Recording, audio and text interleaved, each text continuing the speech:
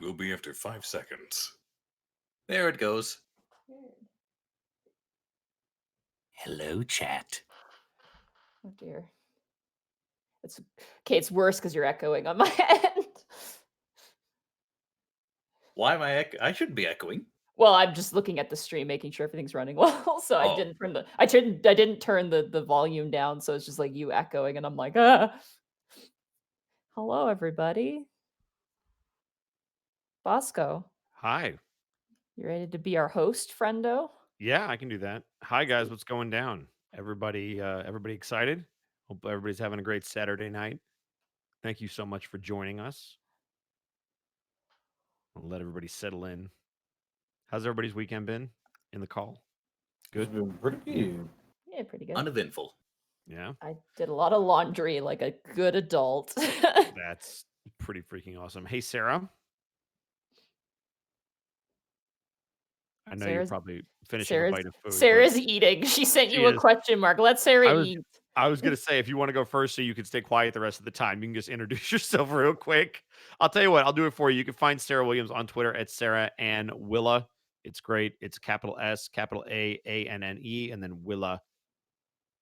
She's the best. I don't hear anybody. She says I don't hear anyone. Leave the call and come back in, and that should fix it. And Audacity screwed on them. It just screwed me again. Oh no! Why does it keep doing this? It fucked off again.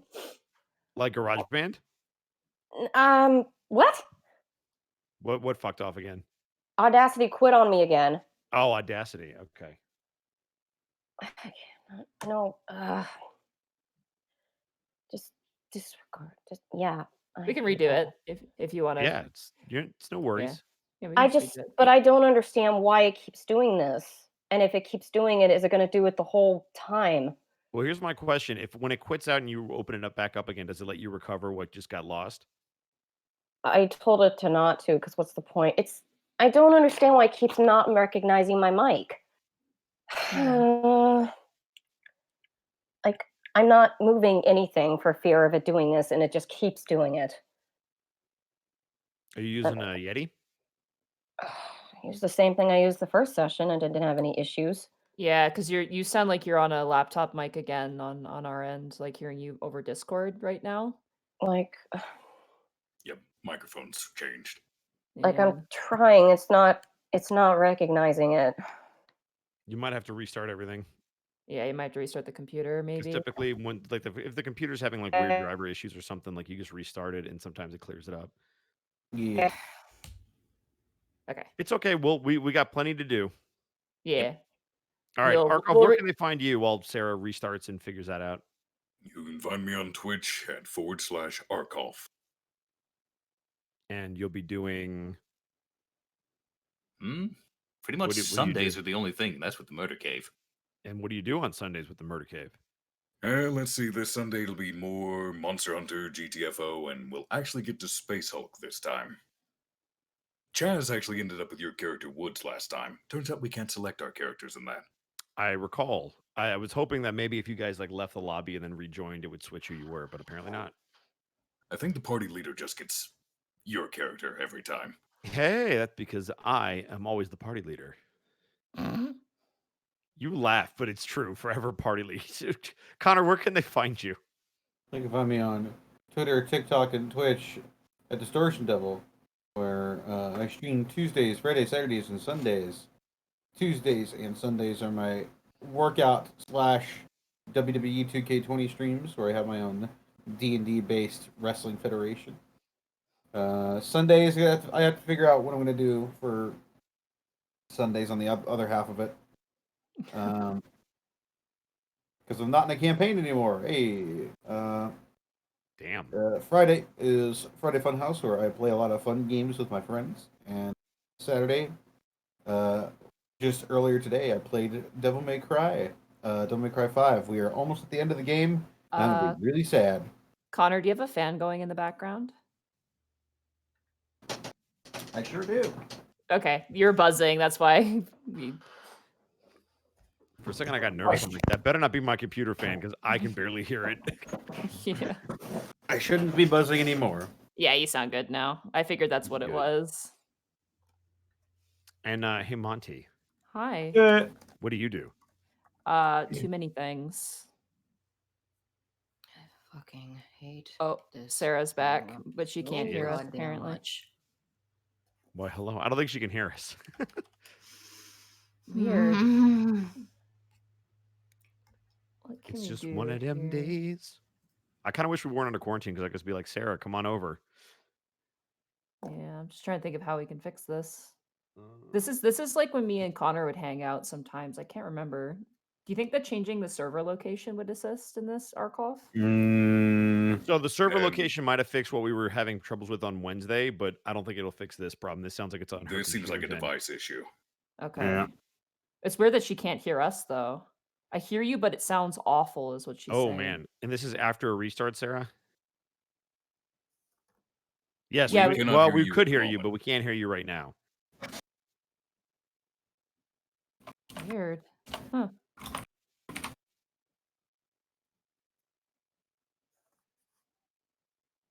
Yep, that's going to be a negatory. Oh, I saw her light up.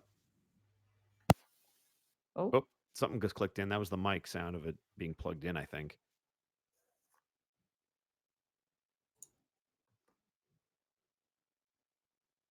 You could also go to your Discord settings under voice and video and make certain the input and output device are not set to whatever the computer considers default. Set them to what you actually want them to be. okay. That's what she Sometimes said. Discord does not play well with default input. Yeah, never leave it on. Oh, she said she did. I had it set to default to hear you at all. Hmm. I would change it to interesting. whatever your speakers are, so your computer speakers, and then just manually select your mic and see if that does anything. If that doesn't work, go to your sound settings and then manually change it for your whole computer so that everything goes through your speakers and every mic input is considered your microphone, and see if that might help.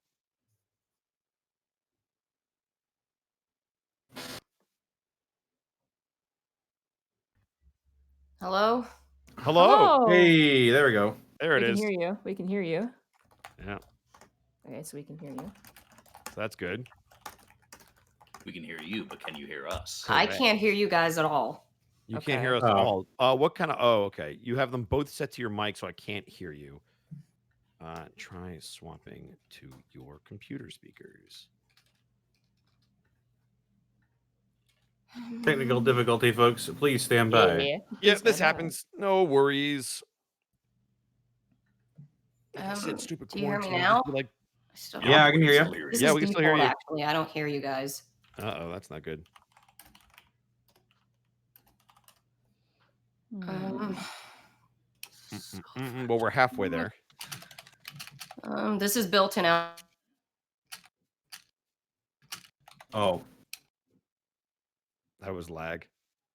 Yeah, that was lag. Yep. Oh.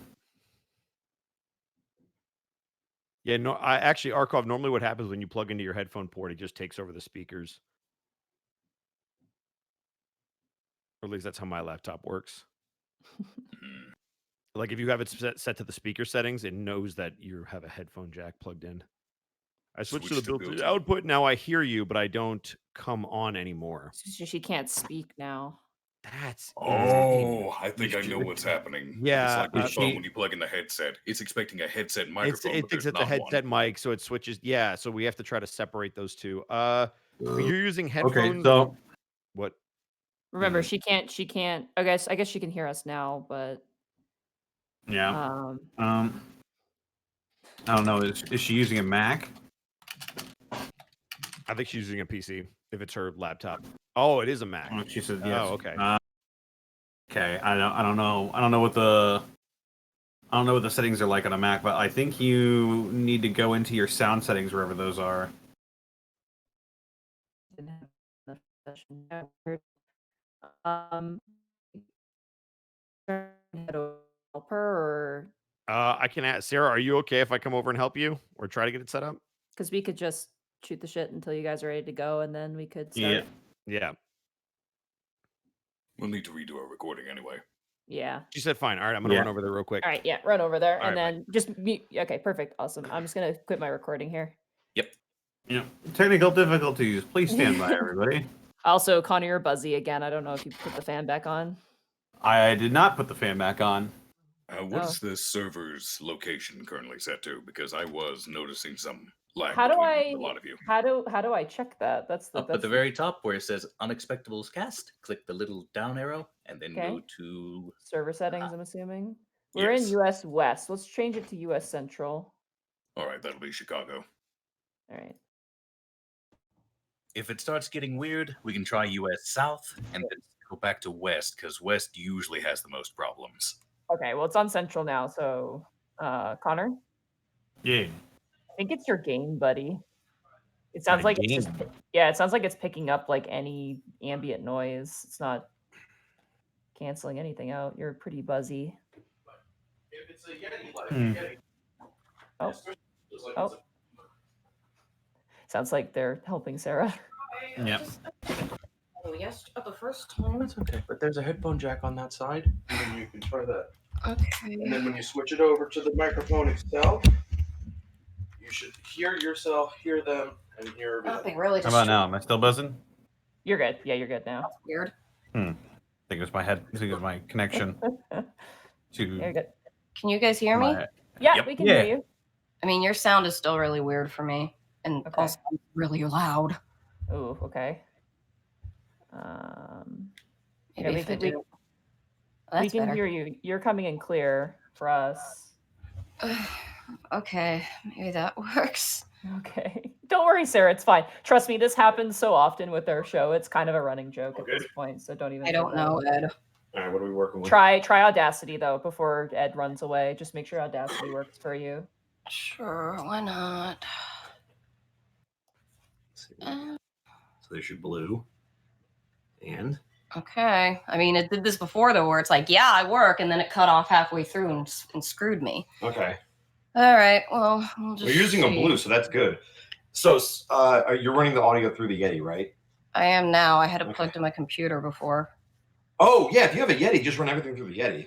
Because then you can even control the volume of us on the microphone. Okay. Sorry, I didn't realize you were using the Yeti. Yeah, I always run everything through the Yeti. It's beautiful. Yeah, but I didn't have to do any of this the first session. Everything ran smoothly. Yetis are It's temperamental weird. at times. I've had the exact same problem even with the Yeti, and sometimes I just have to change whatever all the settings are to refresh it. Oh, Sarah doesn't like when this happens. It makes her really upset. I know. I don't like it at all. Let's make sure. So you're good? All right, yes, go back to All your right, I'm house. gonna go Get out of God. This is the thanks I get for What coming the- to help you? Fuck off. But technically, Bill helped me, not you. Close Yeah, my thanks. door. Thanks, Bill. Thanks, Bill. It's You're weird still for really you guys are still really crackly, though. I can at least hear you. Are but we? Okay. Is it going to be too bad? Is it going to be too much? Or are you going to be okay? I don't want to fiddle with anything else. If it's at least Okay. I want it to at least work. I don't want to do anything that messes things up again. Okay. As long as you're not going to, have a bad time. I don't want you to, I don't think it'll be too bad as long as I mean, there's like 15 volts. Okay. Where's the volume for the other thing? I don't know. I could turn you guys on Discord. That might Yeah, help me. you could do that. All right. Well, once Boss gets back, we'll deal with that. I am echoing on someone's end though. Ooh. I think. that Oh, was the Sarah. sound of a squeaky chair from Connor. Sarah, are you using speakers or headphones? Headphones. Oh, weird. I'm picking up from someone. I'm not gonna be able to hear you for a second. Hello? Yeah, I'm echoing back on Sarah's end, I think. I'm already on headphones. How do I? Might That's need weird. to just turn the Oh. volume down. Your Yeti's Yeah. like Yeah. picking it up from the headphones. Okay. I can barely hear you guys. Hmm. Strange. Super, super strange. What about if you turn down the gain on your microphone, it shouldn't be able to pick up your headset then. What if I do that? Hello? Can you hear us now? Hello? Hello? Hello? Yeah, I'm Hello? still echoing back. Who was Yeah, that? So, Going me. I'm echoing back through Sarah's mic for some reason. Wait, Oh. really? Yeah, I I've listen, got headphones listen, on. listen when I'm talking. You can hear me coming back through. I You could hear it? try a different pair of headphones. Hang on. Okay. That's really weird because she's literally doing the exact same thing I am. Yeah. Huh. But you can hear it, can't you? I heard it briefly Barely. when you spoke. Yeah. I can't hear it now though. I can't Okay. hear it at all. Weird. Yeah, it's weird that Yeah. it's only you. Yeah, it might be it's because of my cadence. Maybe it's because I have higher pitch. Maybe I don't know. Well, no, that wouldn't. It's not the quality of the voice. It's just hi. Welcome to Tech Talk with the Prince Division. This is where IT decided to just abandon us, and so we have to go through everything on our own. Weird. Officer Dibble's too busy tending to his Yeah, daughter fuck Darla. Dibble. I told you he was an asshole. Hey, you had to talk to that asshole to get night vision stuff, so be nice. I do. Don't worry. Listen, I'm very what's the word? Charismatic. Yeah, sure. Look, when I tell him to give me what the fuck I want, he's gonna do it. That's called charisma, right? Also, we're good. We can kind of start. Okay, how's that? I think we're good. Yeah. Oh yeah, we're good now. Yeah. Start recording then. Is that better sound canceling? Am I still recording or did that fuck it? Nope. Greetings and salutations to you, Austin. Hi, Austin. Hello, Austin.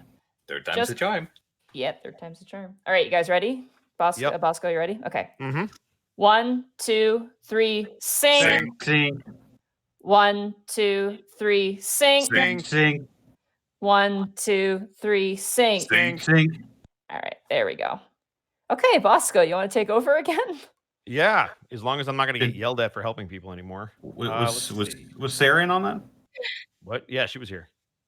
I like how I run all the way over there. She's like, actually, you didn't do anything. Also, get out of my room. Also, close my door.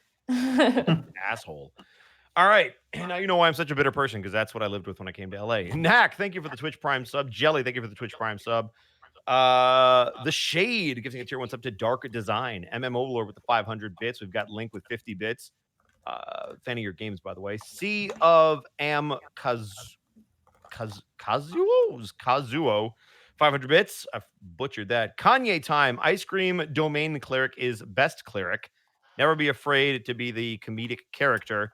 Makes your serious moments more impactful. Fear and love the ice cream man. Yeah, when Kel gets upset, we're all in trouble. Let's just put it that way.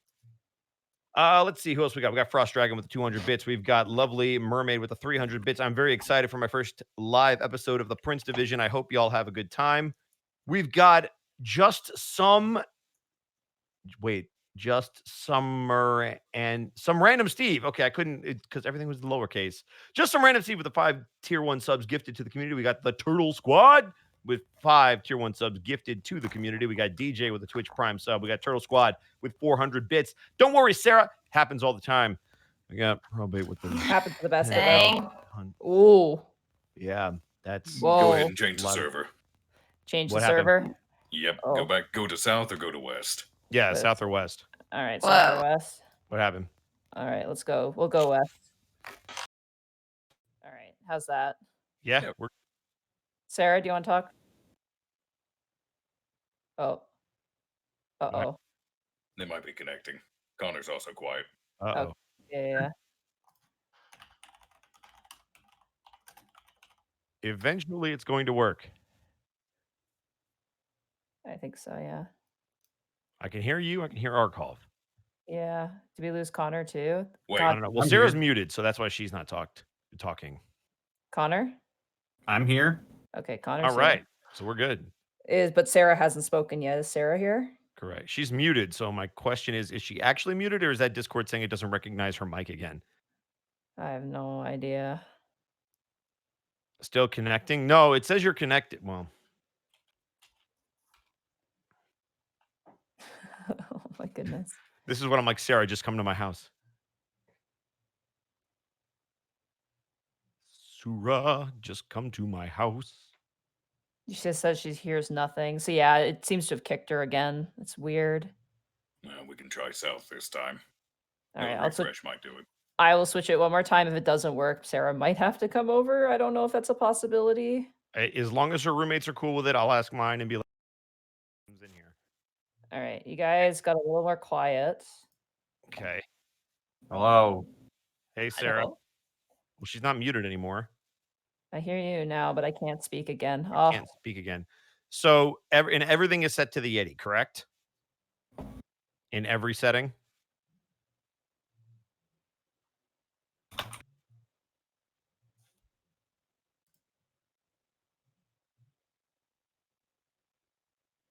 It was, but then the server switched. Oh, all right. Well, switch everything back to the Yeti. So go into your sound settings, which is that gear in the bottom left-hand corner by where your name is, microphone, headphones, gear.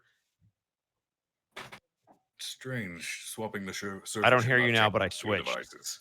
Oh, so she switched, but she doesn't hear us now. Weird. What? This is so weird. This is beyond weird. She's using the same microphone I've used. Yeah. This has got to be like a Discord thing or a latency thing or something. She and I should be on like the exact same internet because we have the exact same company, just different Wi-Fi networks. Weird. Could be Mac too. Who knows? Yeah, I don't know what the Discord app is like on Mac. Neither do I. Yeah, same. Well, there should still be different input and output device settings under voice settings. Correct. There's also separate input and output volume as well. There's also a mic chest. Guys, switch to Skype. Origins, you have not used Skype recently, have you? I would rather commit Sudoku. Like, yeah, I would rather never commit Sudoku as well. Like, you clearly have not. I have used Skype for sessions. Don't Discord, please. And we can always do TeamSpeak or Mumble. Oh God, TeamSpeak. That takes me back.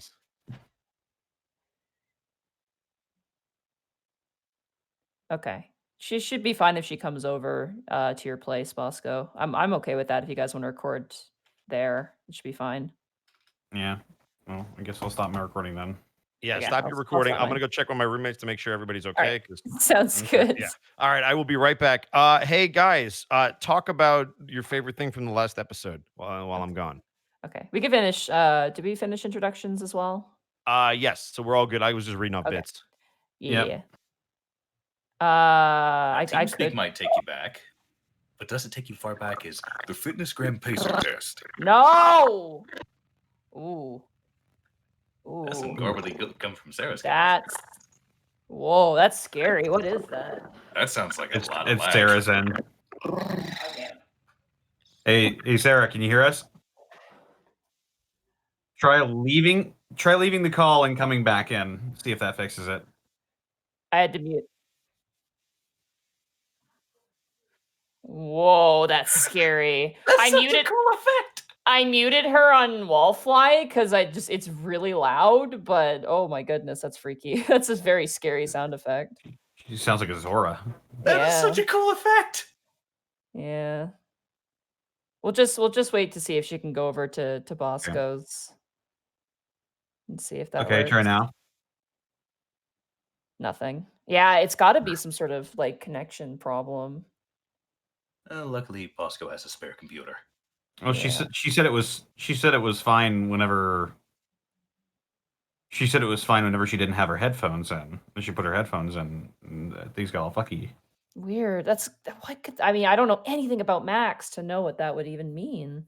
I mean, if it's a pair of headphones that would have had a microphone attached, that's why the computer's acting strange. I could see that, yeah.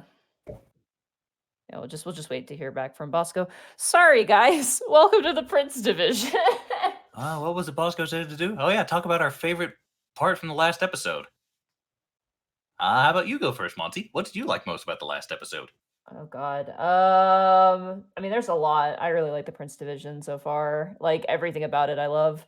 I mean, there was no real like point where I felt like it was bad. I honestly really liked it when you guys took the next case because it felt like I was like very excited because it's like the new thing, right? Yeah. Taking all the initial information is just kind of like starting a campfire.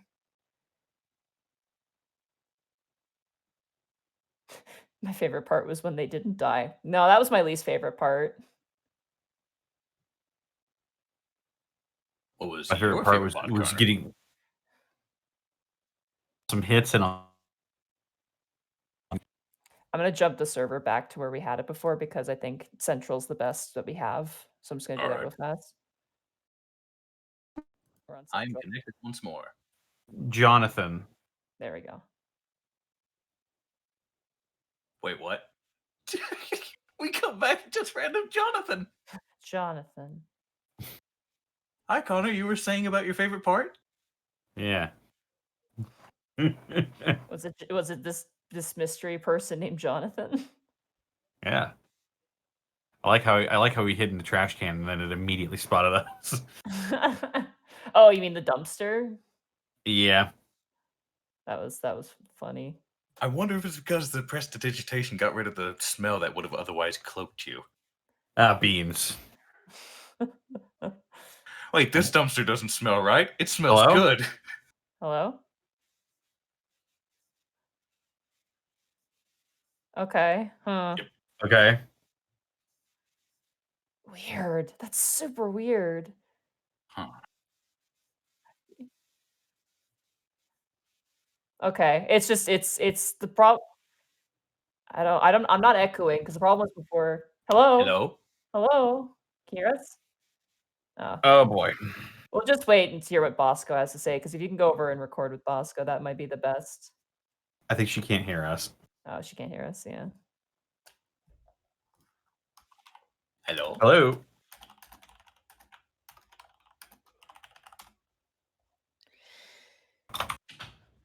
Oh, I hear a door. Bosco? Yeah. Hi. Hi. It's I is assume you Sarah. didn't fix it, right? No, Yes. she just can't hear us. Like, it's either the microphone works and she can't hear us, or she can hear us and the microphone doesn't work. It's Got like it. one Well, or she the is welcome other. to come over here. I already checked. All right. So does she know? Can she hear us? I will text her. I don't think so. You'll just want to text her and have her come over. Cool. We'll be good. All right, cool. And then you guys can both record over there, and that should work. That's a nice thing. At least you guys live close enough that that's a solution. Yeah. It's not like I don't have enough mics. And neither of you guys are the DMs. You can actually get away with that. I mean, I could, even if I was the DM, I could still do it. I guess would trust her not to peek over my shoulder. So, Bosco, yeah. what was your favorite part of the last episode?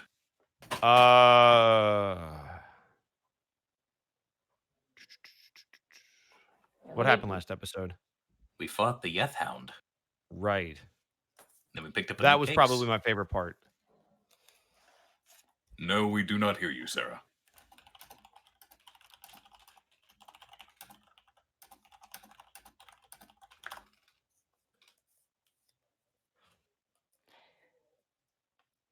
Yeah. My favorite part of the episode is when you stuck the cleric on the roof, away from where everything was. Oh, happening. you mean the person with all the ranged spells and the ranged weapon, which worked out perfectly? The one with all the touch spells that really could have helped, yes. I'm sorry. I think we did just fine. Also, I might have filed a building violation against that apartment. Why? Oh, Monty, you should unmute her on Wallfly. I did, but she's not in the channel anymore, so she left. So Because not having light, at least ambient light, when there's a fire escape, that's a safety hazard. If you say so. Discord hates the campaign. Jesus. Oof. Technically, Roll20 does after the last fight. You guys' stellar rolls. I did great. I don't know what you're talking about. You punched Actually, him. come to think of it, since the first episode, we've been rolling 7s or lower most of the time.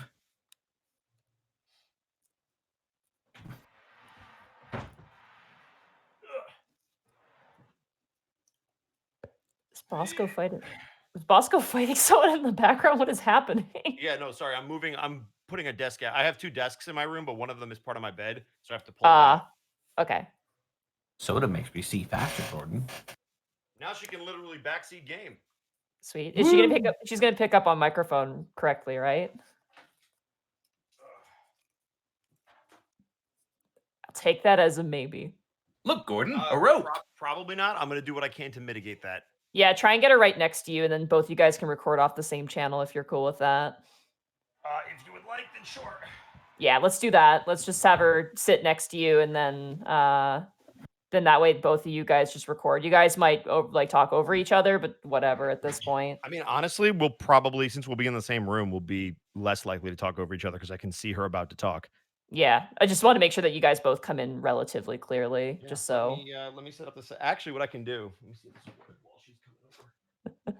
If anyone ever wonders what it's like behind the scenes, it's basically this. It's basically this. It's controlled chaos. Oh no, Cuban Dragon. This is a bad time to mention that I'm allergic to tech issues. Oh no. Oh no. Oh, no. They're dead. Can't believe we lost a viewer. Oh my god, no. In the arms of Kurt Angle. In the arms of Kurt Angle. My way with me. Speaking of viewers, I would like chat to know that we read every bit of chat in all the channels and on the YouTube comments. We are always watching. Oh, You guys yeah, I have do. some particularly fun comments that I'd love to call out, but I'm respectful and won't do it to you guys. Okay.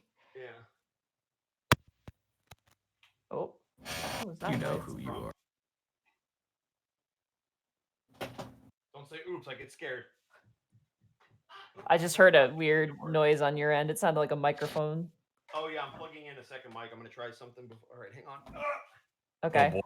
I don't know how much I like experimenting at this point, Bosco. I think it'd be best just to have the one microphone, dude. Hang on, let me try something. Yeah. Oh yeah, the computer shooting incident. Oh, God. Hey, to be fair, that was a hell of a way to start off October. It is super warm here because this is my computer room. Go for it. Boom. We have a Sarah, ladies and gentlemen. Yay! Hooray! It's going to be great. I need to plug in. Well, I'm going to try you over here first because I'm going to try to work both on the same I feel like we're outside of a window, like looking into this happening, just like hanging out. In like 10 minutes. All right, hand it to me. Yes. Perfect. Yeah. If you think about it, Discord is a window into another person's home, True. just audio-wise. I'm glad Chad at least is having a good time. You right? All right. Scheme of fuck ups tonight. What does it even matter? I was going to say, this is like the least of your worries. So, Why do keep people asking me about Hathor Bjornsson? all right. So, I don't know. I know about him. Is it because of that world record he broke today or something? Maybe, yeah. Because that's why he's trending all over the place. Where am I going to sit so I'm close enough to this mic and my Sure. computer? Right here. Chair. Behind you. Just don't get me wrong, 501 kilos is a lot. 1,104 pounds. I think that's 3 times my body weight. All Tell right. me to breathe, Bosco. I don't do what you tell me to do. It was more of a request than a demand. I need to breathe. All right. Can she get? Breathing. Hey, Sarah. How are they going to hear me? So hold on. Just talk into that. Yes, but when I'm sitting over there. I'm going to move that, but we're going to check it first. Hello? Hello. Hey. Hello? Can you hear Sarah? Yeah, we Yes, can hear. Yes. Okay. Does it sound like we're overlapping when we talk? Have her talk. Talk. Go ahead. Hello? Hi. Ooh, Sound nice good. and clear. Yeah, nice Yeah, to hear. okay. Okay. So for those that are unaware, I have what is called the Shure SM7B. It's a very one-directional microphone. It's got a cardioid pickup pattern. So I'm going to set her off of the mic pickup pattern. And I have a second one of these mics, compliments of my roommate. So we're going to record on the same track and we should be good to go. Okay. So all you have to do is go into Discord and listen, and then you'll react with this microphone. Crazy.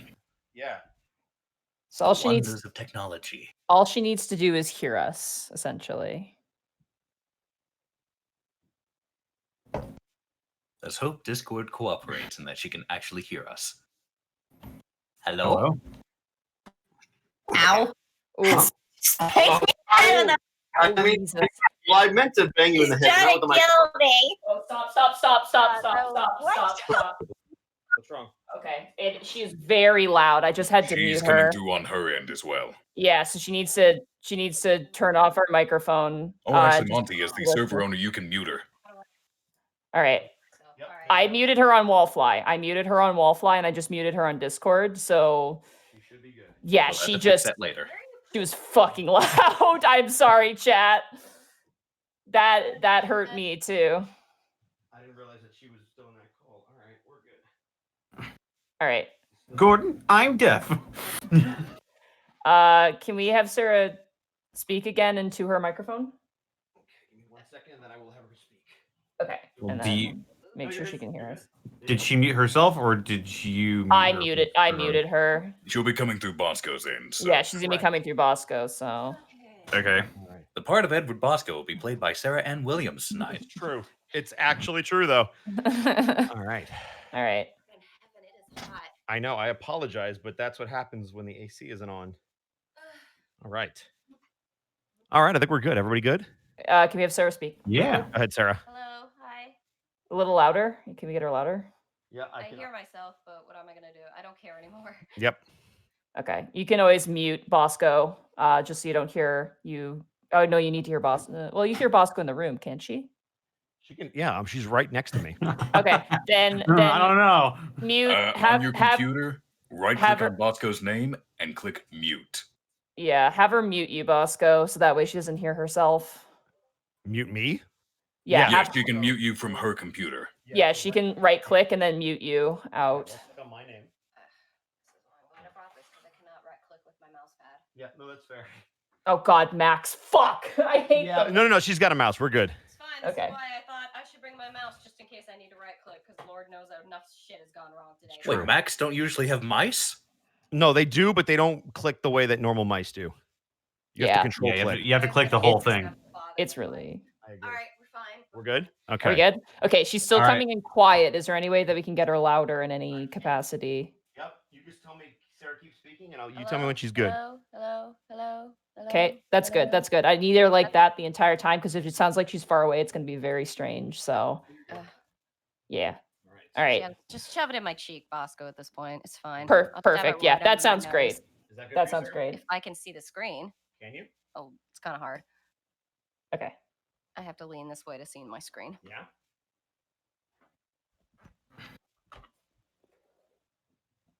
I think we're good. Are we good? All right. Okay. No, they're still adjusting. How's that? How's that? Good. All right, that's nice. All right. I can see everything. All right. All right. Let's start recording for the fourth All time. right. Let's pull it up. Recording. All right. Greetings Hi, and Austin. salutations to you, So, Austin. Hello, Austin. So, Sarah, do me a favor. Talk right now. Hello? All right. You're coming in a little quiet on my end. Hang on one second. Talk right into the mic for me. I want to check. Hello? Oh, that is a little quiet. Weird. Little quiet, yeah. Good. What's wrong? Oh. Thank you, Mike. It's not. Yeah. It's not gonna stand that way, dude. Why is it all off center? Because it's on the cords. I mean, like, why is that end not even standing on the ground?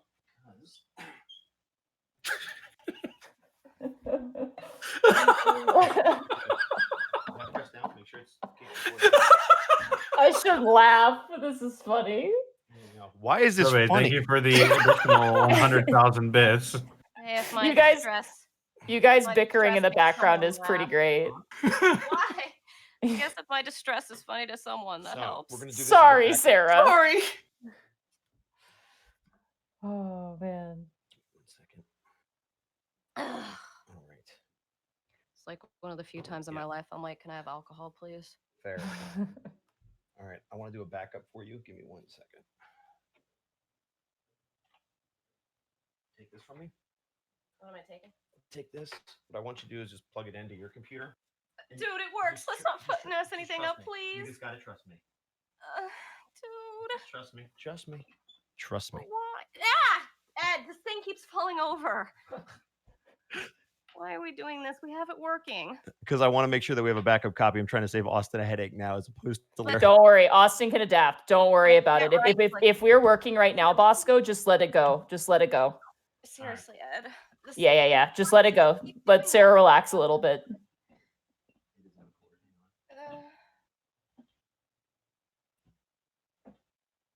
There we go. Even better. Boom. There we go. Yeah, but now it's far away.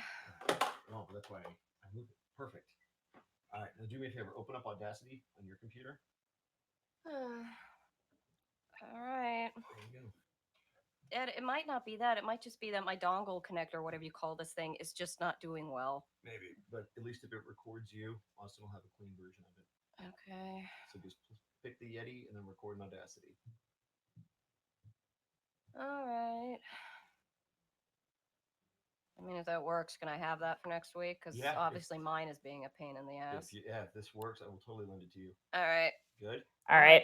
As far as I can tell. All right. So, Sarah, if you need to, you press that and you mute this mic if you need to. It's not All going right. to mute that mic. You're fine. All right. We're good. Wait, what Are we what good? about this mic? Yeah. All Let's right. sync up. Let's All make right. sure everything's good on my end. All right. Cool. So, Sarah, Okay. sync with us. Here I'm we go. going to Let's go. restart my recording just in case. Go ahead. So is this one still recording? That they're gonna hear you on that. That's a Greetings and backup. salutations to you, Austin. Okay. All right. Hey, Austin. Hey, What up, Austin. baby? All right, you guys ready? Yeah. Yep. Oh, you Let's know do what? it. I want to try one Okay. more thing. Hang on. Oh, Bosco. Ed, let it go! No! Bosco, please, we Can need we to just start, let it dude. work? We're right, we're we're good. 40 minutes in. We're We need to 40 go. minutes late, Bosco. We need All right, to we're start. good. I'm ready. Up so I'm ready. hard as it I'm is. ready. Can we not? Yeah, I'm ready. let's just start. Okay. I'm ready. I'm ready. Alrighty. 3, 2, 1, sing. Sing. Think, 3, 2, 1, sing. Sing. think, 3, 2, 1, sing. Sing. think. Here we go. All right, Let's good. do it. All right, we're good to go. Everyone's We're good to good. go. All right. So, welcome to the Prince Division. When last we left our officers, they had completed their first police mission after discovering the strange intrusion around the apartment of Caroline and Samuel George. You guys intercepted a Yeth Hound, a fey creature that was leeching off of the energy that Samuel provided. After a close encounter with the beast and the flinging spells and falling off of a roof, you guys managed to kill the creature pretty quickly, collected its body, and took it to forensics for analysis. After which you guys discovered that it belonged to a fey queen known as, I believe her name was Zeliana. It was- Azeliana. Yep, Zeliana. Yeah, Azeliana. Zeliana. Azeliana was a little upset that you killed her pet, given the fact that it was actually the form, and I'm going to clarify this here, of a half-elf known as Yaren. I said human and elf. It was a half-elf, my bad, who had slighted the Fey Queen. And as punishment, she turned him into a Yeth Hound to be a servant for basically all eternity. But you guys killed him, basically releasing him from this torment. She, Okay. in a way, was thankful because she realized that she was not keeping proper track of this Yeth Hound, but eventually decided that, you know, in the end, it wasn't worth it to keep him prisoner anymore since he was a risk to others. And basically healed you guys, those who were quite badly injured. She healed you. And she wanted to provide a monetary compensation for her Yeth Hound's crimes, specifically towards the Jorshes to cover the cost. So, as you guys kind of settled down, you guys went home and you slept. You came back later on. Surprisingly, your police chief, Chief Roach, or captain, so to speak, Captain. Ooh. You right? Yeah, there was a weird feedback noise. Sorry. Captain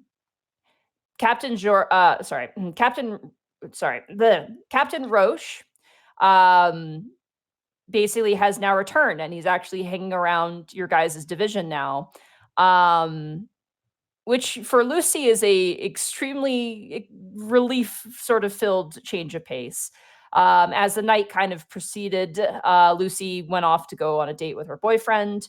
Captain Roche left as well, leaving the rest of you guys in the office. Tanis, you went to go pick up your daughter from school to get her soccer supplies and her uniform, whereas the rest of you guys stayed behind working on paperwork for the most part, during which Officer Gibby, you received a call from a Professor Magnol, a university professor, who basically called in to report that one of her students has gone missing for at least a week. And notably, this particular student had Princess, and her particular strain of Princess attracts dragons. Knowing that information, you guys checked the registry and you saw her picture, just for description for the podcast. Taryn Sivim is a human. She's kind of pale-faced human with short, like kind of long, straight blonde hair, kind of like greenish bluey eyes. Very young. She's about 20 years old.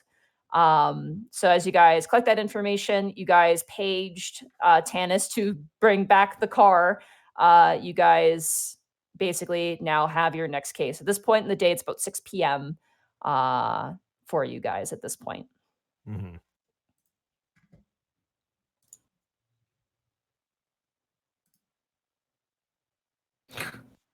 So, did we get a name for that university? Did we get a name for that university? The name is Counds University of Medical and Pharmaceutical Science. Can you spell that first name? Counds? Yes, it is Counds, Counds University. go ahead and append those text messages with the information for that, since it was just university before. Hooray. I mean, it's 6. We could still probably go down there and check things out. I don't know about this Dr. Timber. We also need to check out too, though. I would say the first thing we need to do, let us go down to the tech division to see if they have any security cameras in or around the campus that we can see. Because they may have footage of these dragons that were showing up. And that would give us a good clue. Am I there at this point? I'd say you at this point, yeah, you'd arrive at this point. I did they Well- say also that Oh, sorry, Tanis, go ahead. I was just going to say that, well, instead of the tech division having cameras, I'm sure that the campus itself has its own set of security cameras. That actually brings up a good question. Monty, would Yes. common sense dictate that the Dragon's Ward has its own police precinct? You would know that the dragons are kind of, they're not usually policed by human infrastructure. Generally, the policing of dragons is done by the ancients and their subservients, essentially. Because So no one we can strictly talk to. no. Basically, if any dragon is acting out, they can be brought to a human precinct, but generally the only way they get truly punished is by another dragon that you know of. Did they say the police came and had to take dragons off the campus? It says in the record that there are 11 different instances related to Terran Civim noted in her file. You could ask the front desk for archives on that if you would Yeah, I was like. gonna say, if the police are the one that came and got him. Yeah, Boy, I need would to do certainly that. hope so. Okay, so what would you guys like to do? I'll go down to the front desk and ask about that. Okay. At this point, you watch as Officer Gray is being swapped out with, what was his name? Hogarth. Whitbraid. Officer Whitbraid, they're now switching off for the night shift. Whitbraid is a bald dwarf with a big bushy beard. We can't turn up Sarah because she's coming through Bosco's mic, and if we up her, we're gonna up Bosco. So unfortunately, she's just gonna have to get closer to the mic, guys. That's what we have. So No, she's gonna be. Which mic? I have 2. I'm recording on the other one as well. This one. Yeah, you're the one you're coming through. You're coming through Bosco, so you just have to stay close to the microphone. Yeah, guys in chat, we can't up Sarah through Discord Sorry. like manually. We can't do that. It's yeah. All right. So at this point, Whitbraid is kind of sitting down as you head down Officer Gibby. And he's kind of like setting down what looks to be like a metal canister of water. And he kind of turns, he goes, "How can I help you?" I was wondering if you had some records on some incidences with dragons at Coun's University. You got to be a bit more specific, miss. You got any names? He kind of starts beginning to type on the keyboard in front of you. I believe the student involved was named Taryn Sim. Sim? She's a nursing student there. Taryn. He begins to type. Yeah, we got a file on record. I'll send it up to your computer up in your offices. You can take a look there. And Thank you he, very much. yeah, anytime. He kind of just tips an invisible hat to you and goes back to his work. I will head back up then. All right. As you guys head back up, you guys hear a ping at your laptops as the information has been forwarded. And I will show you guys that file now. Here we go. And show to players. There we go. That is a lot of dragons. So, as you guys open up the information, there are several files. There are 11 files on hand for 11 distinctive dragons.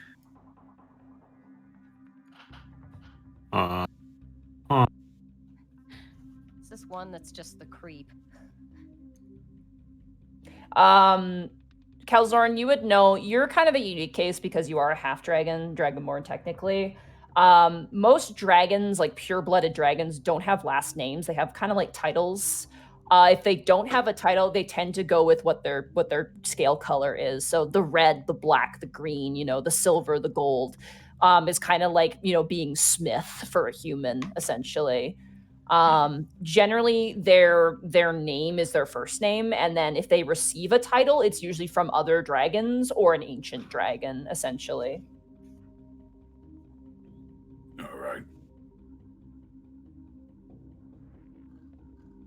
If you are wondering about the strangeness of the names, those are titles.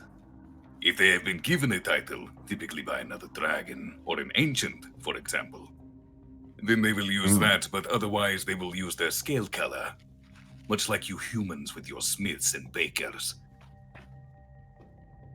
This one guy looks pretty hardcore. Protector of life. Yes, that one is an interesting one. Tindras. I think it's the oldest one. If you guys want to read it out just for our podcast viewers so they can... So we've got Brand the Red, a red dragon, 134 years old, male. Breestroth the Black, a black dragon, age 210, male.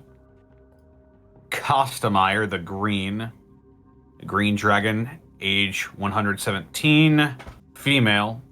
Cinderbrand the Red dragon, 25 years old, male. Cryovos the Creep, white dragon, 301 years old, male. My bad. Grimdos the black dragon, 133, male. Kaiselina the green dragon, 26 years old, female. Uldren the Bold, brass dragon, 36-year-old male. Ridgewell's the green dragon, 103-year-old male. Tindris, protector of life. Silver dragon, 312-year-old female. And Uven the blue dragon, 267-year-old male. Only 2 of those are metallic dragons. Metallic chromatic. It does not matter much. Dragons are dragons. And I'm not sure. One in particular is standing out to me. Not because of the title, but because of the color. Kriovas, the Creep.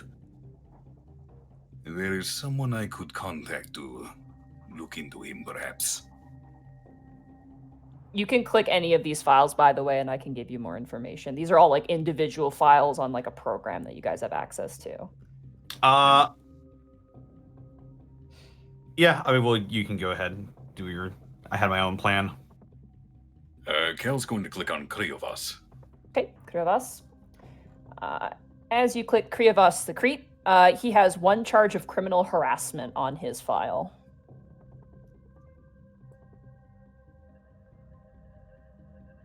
Alright, and what was that for?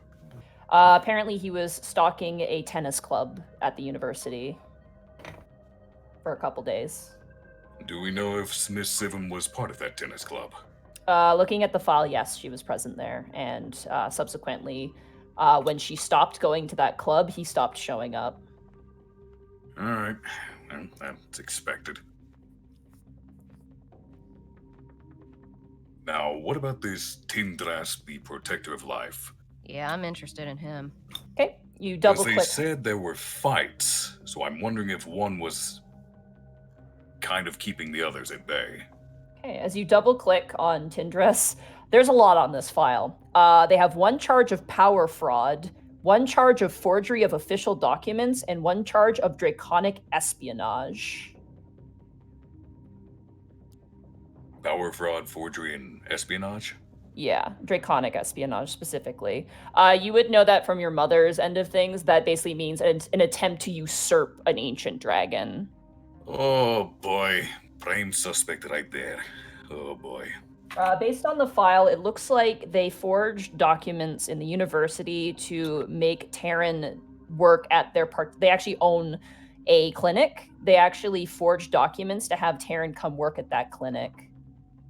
Oh, that's dirty. Yeah. It looks like they were charged. They were taken to court through the university and subsequently had to pay a massive fee.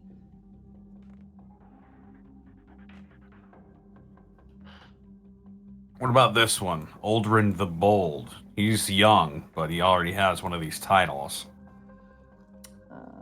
He's also the only other metallic dragon on this list. Aldrin the Bold. As you double click on that one, one verbal and written warning from the Petty Crimes Division.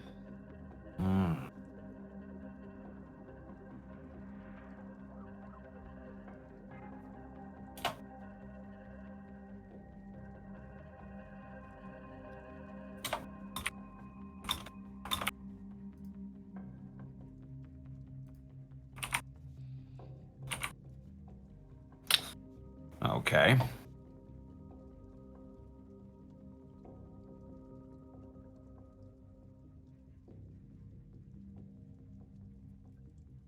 Does anybody have anything they're looking into? What about these Cinderbrand the Red? Okay, you double click on Cinderbrand the Red. Same charge. One verbal and written warning from Petty Crimes Division. Petty crimes are typically something like a fight. Petty crimes could be anything just from, like, someone called Disturbing the peace. Basically disturbing the peace. Warning basically indicates that, they were doing something and maybe they weren't aware. You're noting that a lot of these dragons that have these warnings tend to be younger ones, like very young dragons. I'm gonna say Gibby and Kelzoran, make an Arcana check for me, both of you guys. Double natural one, off to an amazing start. Oof. Dang it. Come on. Where's my thing? I'm not going to bother refreshing Roll20. This is just life. This is just like... There it is. Let's go back to the chat so I can actually see this. Let's go back to... Okay. Arcana. 19? Okay. Hey. Gibby, you get the sense that these younger dragons might not even be aware that they were doing something illegal. I mean, given the fact that they're so young and they might not even know about prince or princess at their age, you get the sense that they probably... You have a theory in your head that maybe they caught wind of Terran Sivim and then began to follow her, not knowing what was going on, and then they were caught, probably, and then just given a warning, like, hey, you can't follow these people around, more or less, is kind of the vibe you're getting. So... I don't think, from what I'm getting, that the younger dragons get what they're doing. I think it's more like a sort of Pied Piper thing. It's like, ooh, follow the pretty magic stuff or whatever. This Tindris guy, this protector of life guy, he's the one who really interests me. There are still more files to click. Sorry, what was that, Arcol? Connor was moving. I couldn't hear you. Oh, I said there are still more files to click. We may yet find more suspects. I mean, to be thorough, I don't mind going through all of them one by one. Better to have as much information as possible. We cannot afford mistakes when someone's life is at stake. And with that in mind, he's going to click on Brand the Red. Okay, double click on Brand the Red. He has one charge of criminal harassment and 2 charges of trespassing on private property. I assume also connected to the university. Yeah, specifically, he was caught trespassing into the movie club room, specifically. Which would be where Miss Sivim was. Yeah.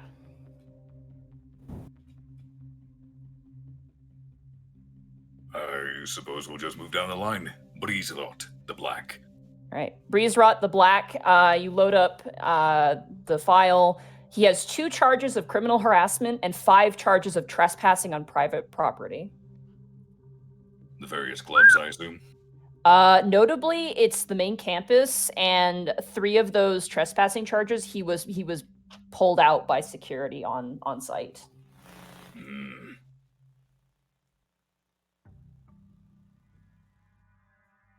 How long?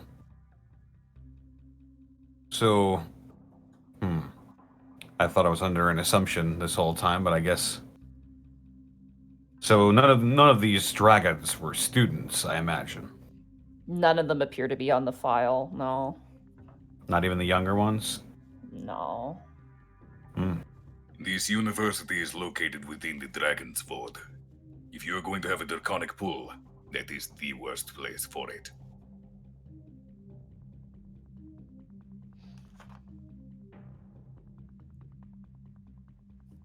What about this Costomeyer the Green? Okay, you load that one up. 1 charge of criminal harassment, 6 charges of trespassing, and 2 charges of aggravated assault.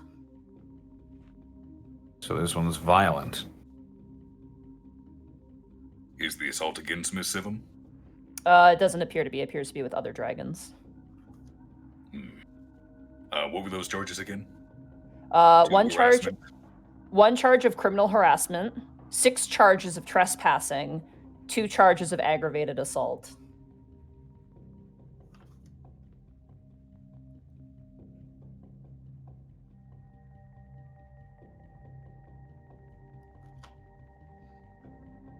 What about this Grimdross the Black?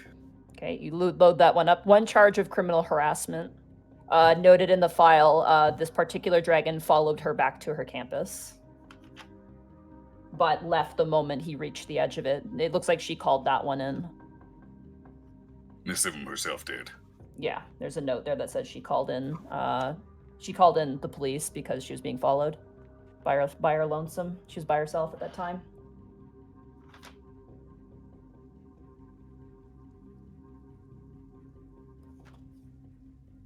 Is the Dragon District known for being sort of hoity-toity, kind of more rich living? It's one or the other. It's either very hoity-toity or very kind of gang-like in nature. The dragons, they're collectors. They like hordes. They like, people under them in a sense. So it's both, the higher ups, the ancients, the more kind of refined hard worker kind of dragons. And then you got kind of the punk dragons who, they don't want to rule through, influence and money. They want to rule through aggression and power. So. Mm-hmm. And this Coun's University, does it look pretty high end? Like it's an expensive school to go to? Yeah, upper middle class, I would say, would be the way I would describe it. It appears to be a specialized school, specifically for obviously medical practice, which means it's well funded. It is a nice campus based off of the pictures you guys have seen. But it's not like, like Harvard or super rich fancy school. It's like, an accessible school that's just well funded. He sort of strokes his beard for a moment. Something's bothering me about this. What do you got? If she had a Draconic pool, and she's a princess in the Draconic ward, why didn't she just move? I don't want to make any assumptions about her living situation, but that sounds like a pretty harsh lifestyle. Scholarship? There are some times you cannot leave a university you are at. It's a lot of dragons, though. I mean, I suppose this would be a good reason to check out her room and see if we can figure out what her home, lifestyle, financial situation is. What does Michael think of this? Assuming Michael's been hanging out with you guys. It's been kind of quiet. He's probably asleep. Great. Okay. With that in mind, can we Does click on anyone wanna wake Ridgewells him? and Uven? 2 people just talked at once. You want to click on Rituals, and then Gibby, what did you want to do? Sorry. Does anyone want to wake Michael up? I'll walk over and shake him awake. Mike. Yeah, 37. I'm gonna go over and smack him across the head. Ow! God! Ugh. Hi, honey. What? Wake up. What? Work. What? I did 37. Dragons. Need to look up. There's 37 dragons? Oh, God. 11. No.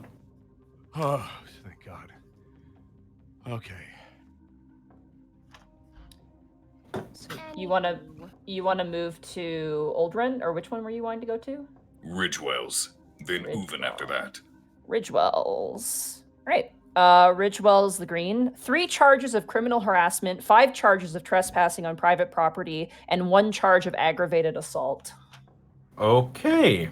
It is specifically noted. Kostemeyer's file is also listed in this, so it appears that these are the two that fought. So we'll need to speak with those two, but we also need to speak with this Tindras, because... Oh, if there was ever a suspect number one. So that was Kostemeyer and Ridgewells that got into the fight? Yeah. Tindras was the one who basically built a fake clinic or whatever. The clinic's very real. They have an actual clinic. Their practicum was fake, though, that they were trying to invite Terran to. So it was a... Okay. He's all sorts of interesting. And then you want and Draconic espionage, he was trying to usurp an ancient. Then Uven, just for the sake of thoroughness, we have everyone else. Yeah. One charge of one charge of criminal harassment and one charge of trespassing on private property. It's noted in the file that this actually happened probably the first issue that's been listed here. They followed back Taryn and her friends after a night when they were out hanging out, notably. And they followed them right back to the dormitories. Did you mean this was the first incident she had, or was the first incident of someone being charged with an actual like criminal misconduct? Yeah, it's the first one. He's lowbrow, but he might be interesting to look up if there's a reason why he got onto her beyond the whole dragon pull she has, like if he was tipped off to her by somebody. Did Lucy leave to go on her date? Oh yeah, it's just you guys in the office right now. Beans. I mean, you have her phone number though, if you want to text her. I'm sure I could look it up online. I'll probably just like fantasy Google like what happens when magical creatures interact with princes. What you find is what you would find on a normal internet, various different theories, like top 10 stuff. None of it's very clinical or succinct. It seems very grabby, so you're not too sure. Are there dates attached to these crimes? Is there any that have occurred within the last month or the last 2 weeks? They've all occurred in the past month, crazily enough. Because I know she was diagnosed 2 months ago, but it flared up 1 month ago. And all of these crimes happened within that month. Double check that. Which is the most recent one? The most recent one would be... Sorry, I'm just checking here on my files. The computer go beep boop. The most recent one would be Kostemeyer. One of the charges of trespassing was probably about 3 weeks ago, maybe less. Actually, no, 2 weeks ago. 2 weeks ago is when she went ill, when she physically stopped showing up. Wait, Kostemeyer. Also, sorry, I fucked this up. It's 2 weeks ago, but she wasn't feeling well last week when she contacted her professor, but she didn't actually show up, but she did. Also, sorry, correction. This did occur over the 2 months. I apologize. Oh, so right. Yeah. She was diagnosed with Prince 2 months ago, but we don't know how long she's had it. And then the flux happened about a month after her diagnosis, around that time. So give or take 2 weeks from then. And then how long has she lived in the Draconic ward? It says on the file that she's been living, like she's been going to school there consistently, like over three semester term for 2 years now. So she's a second year nursing student. So she's been going to school for 2 years. Mm-hmm. We don't know how long she's had Prince, minimum, or actively had Prince, minimum of 2 months. But only recently she started having these problems in the last month or so. A lot of these particular instances, a few of them happened beforehand, and there's no other note of any other creature, but after the flux, these things flared up like crazy. The reason why the illness and Kostemeyer being the most recent is interesting is because Kostemeyer is a green dragon. Poison. So is Ridgewell's. Yes. They're the ones that were involved in the fight. Interessante.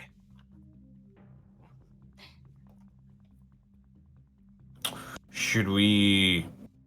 I don't know what the campus's hours are. I could look that up. I mean, even if the campus hours are closed at this point, I still don't think it, because we're police, I don't think it'd be difficult to at least get access to her room, because she'd have like an RA or something that could help us out, right? We can also speak with Professor Magnell, because she gave us her hours and her phone number. We can tell her we're coming and she'll meet us. At this point, Professor Magnell actually would be at home by 6 o'clock because her last class ends at 4, so she's not going to be on campus anymore until tomorrow. Based off the information you got, Gibby. Yeah. I'd like to try that. I'd like to try going over to the campus and seeing at this point if we can get access to her room at least, because Professor's going to be done for the night. The doctor who diagnosed her is probably going to be done for the night. No one bothered trying to call Salmondale it was Salmondale where she came from, right? Salmondale, yeah. I wouldn't bother trying to call them right now because, again, it is kind of nighttime, and I think it'd be better to go for the dorm. What's the ETA on going from the Heavens Ward to the Dragon District? It's, if you take the train, it's faster, but it is a bit of a trek. It's maybe, I would say probably like a 30-minute drive. Oh, that's not bad. One way. Okay. So did we want to go do this now? I would like to go. Yeah. To save you guys a headache later on, you will need a warrant because the dorms are on private property and they're owned privately. So you will need to get a warrant filled out. A search warrant, I assume. Search warrant. Is our esteemed captain still in? No, he has left. But you can talk We'd to the have front to desk. go to a judge to get that, wouldn't we? You can talk to the front desk for it. Yeah, Woodbraid. Before we leave, Kel would like to go to the tech division, see if they have any security cameras there. Okay. They do ask what you want it for. I mean, Dibbolt isn't so willing to give away equipment. No. Not wanting a security camera. Just wanting to see if they have any cameras they can access on that campus. Dibbolt kind of looks at you and goes, well, of course they would have a camera. You're going to need a warrant for that, too. I can write one up for you. Thank you very much, Officer Dibbolt. Yeah. Shut up. You watch as he begins to just like sign out some paperwork. Sign here, and don't forget to sign there. Kel will do all these things. Okay. You have a warrant to receive any security camera footage. Now you will also receive a warrant for searching her dormitory. Thank you very much, Officer Dibbolt. You are a gentleman and a scholar. Shut the fuck up. Get out of my house. Okay, bye. Don't you mean your office? Wait, is that the IT guy? Yeah, it's Dibbolt, yeah. He can give out warrants? Yeah, he can give out tech warrants for security camera footage. Oh, remember, specifically tech warrants. Okay. Fantasy world.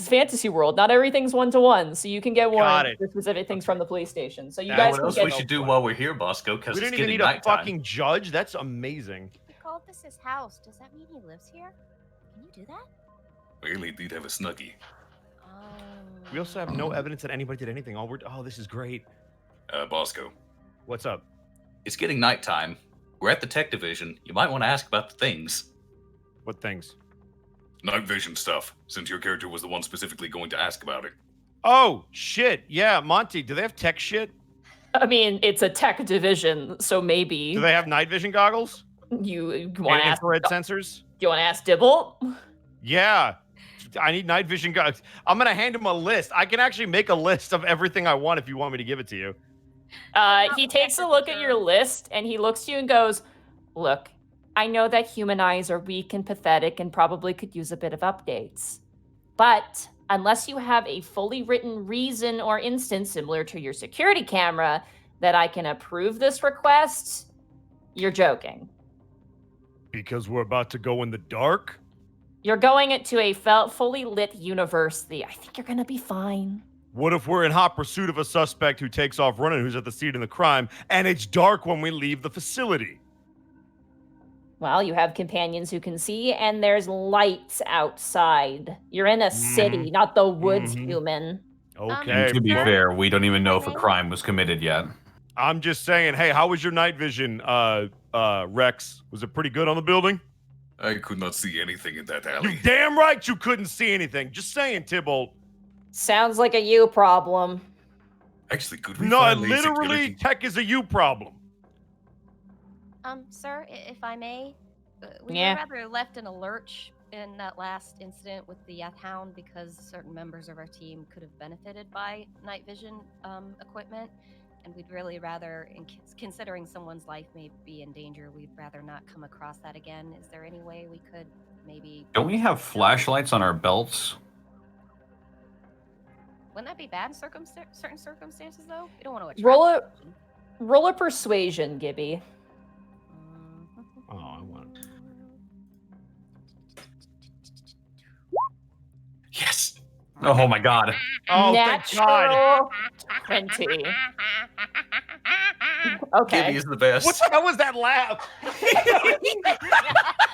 Hey, this is like the first really good thing that's happened today. I You want to fucking have Woody my Woodpecker victory. for like 5 seconds. Yeah, I'll let her have this. You watch as Dipple just like slams his head, not like really hard, but just kind of like does the student thing where he just like taps his head on his desk in front of his keyboard. He sighs and he goes, "I will give you 1 set of night vision goggles. These are very expensive. Do not break them." Thank you so much. He kind of puts the finger up to you. Your captain signs a waiver. All right, here you go. He slides you a black case over. Does that mean if they break, that's your problem? Michael. No, if they thank you break, so much, sir. if they break, it's your division's problem. These are 1,000 gold pieces. Oh, Do not I- break them. I thought it was gonna be like it's on us. That'd be bad. All right. Sign Okay, here. yeah, I will. All right, I'll sign there.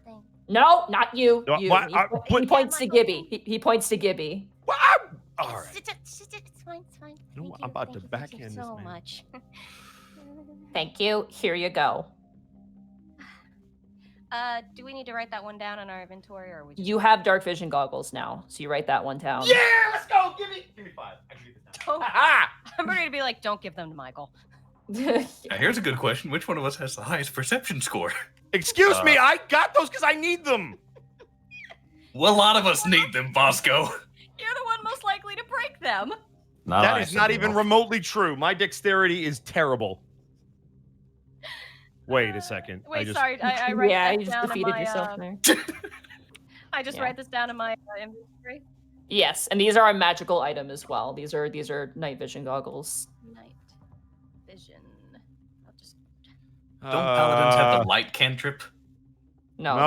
don't- Paladins don't have cantrips. Okay, remember that I have those guys, so, ask... Well, I guess I can't see without them either, so... Well, we'll decide who needs them. Don't worry about that. All right, no Except worries. You. Excuse you. You don't get Excuse them. you. You're gonna break them, dude. I will fight you. All right, Tennis- I you will guys. fight you. I fight Tennis me checks his IRL. belt. He just comes up to me at a shocking grasp him away like a cat with a spray bottle. Like, no, Michael, no. No touch. All right, you guys have your 2 warrants. You have night vision goggles. Tennis checks his belt. Do we have flashlights? Yeah, you do. They're not great, but they do the job. There's a reason I asked for the night vision. I just like to point out, I mean- y'all thought it wasn't gonna happen, but like, come on. I also have, I'm pretty sure I have a cantrip that can like do lights and stuff. So yeah, I got prestidigitation. I can do like little lights and stuff if we need a little bit of light. All right. We're the best cops. We did. I'm fine. I'm glad we figured out where they pawned off Greckles' goggles, though. All right, so I guess we're gonna go investigate shit, right? Is there anything else we need to do inside the precinct? With warrants, right? We got You warrants. guys have your warrants. Yep. Even managed Yeah. night vision goggles because We did. are amazing. All right. Oh shit! you I didn't guys- realize Gaijin was actually here. Whoops. All right. You guys gather your things and you make your way to your car. And for the sake of this, because you guys know where the station is, you guys drive to the train station. And I would like for someone amongst you with advantage to do a survival check to find your way to the university. Ha ha. I have pretty good 2 survival. One of you two then. Who's going to do it? I got 2. What do you got? What do you have, Connor? I got 3. Then Yeah, you do should it. probably do it. Hey, you know what else you got? Guidance. Oh boy. Hey. There we Survival go. with advantage. Here There's I go. literally no way you could fail this. You say. No, it's fine because you also roll your die. 8. God damn it! Oh my god! Wow. And you know Wow. why? I can't Because fail you this. fucking It's not cursed that me hard. just like Kurt did. Wow. As the dice were rolling, there's So no that's a way this could 7. possibly go wrong. It's not just What? a 7, You it's failed with death advantage. save. So 2 7s. Double 7 plus 1 from the guidance. God damn it! Can you guys He still did not fail. I trust in you. So you guys do make it to the Dragon District with Thank you. relative ease. But you guys can't find this university for shit. You guys don't have a car here because you had to park to take the train, which is faster. But now you guys are bumbling around the Dragon's Ward without any clue as to where this university is. And it is at this point probably about 8 p.m. at this point. Oh God. So it is Google nighttime. Can we just Google where it is and hit Monty. directions? Yes. Since Okay. Killthorn grew up in the Dragon's Ward, could he make a survival check, perhaps with advantage? Because he should know his way around due to the ice cream truck, nonetheless. It's a big place. I will say you can just roll a normal survival check without advantage because this is like city size. This is not just like a little All right. town. This is very big. So each Very- ward is city-sized. Yeah. And you're a So it is dragon, so there's Nicholas. no way you're going to screw this up. I trust you, Arkov. No, Bosco. He's fine. He's got this. Go ahead. Hold on, I'm good. Never mind, I'll just roll it. Thank you. I That's a appreciate 5. You. Jesus Yeah, Christ. You're used to like the back streets where you sell like ice cream to like civilians. These are like big city streets, and you get the sense that this university is probably somewhere in like the major kind of like high traffic areas of the city. And but where you are guys- we right now in relation to that? You guys are currently in what looks like kind of like a small business area. There's like a bunch of little shops that are kind of beginning to close up for the night as you guys are making your way through. Notably, you see a lot of dragons, but not in the form that you would expect. Let me just explain this part here. So all of you would know that many mythical creatures within the city take on basically what would be considered glamours or like a disguise, basically to make them human sized. To take advantage of the infrastructure of the city. Oftentimes you can tell the younger dragons from the older dragons because the younger dragons have a harder time like hiding every single draconic feature that they have, whereas the older dragons, they're one-to-one. They look just like people. So as you guys are walking through, you do see some humans, quote unquote, that very much are dragons. You can tell from the eyes, you can tell from some of them still have their horns coming out, some of them have ears that are almost fin-like. Some of them have really long nails. Some of them even have tails still kind of swaying about.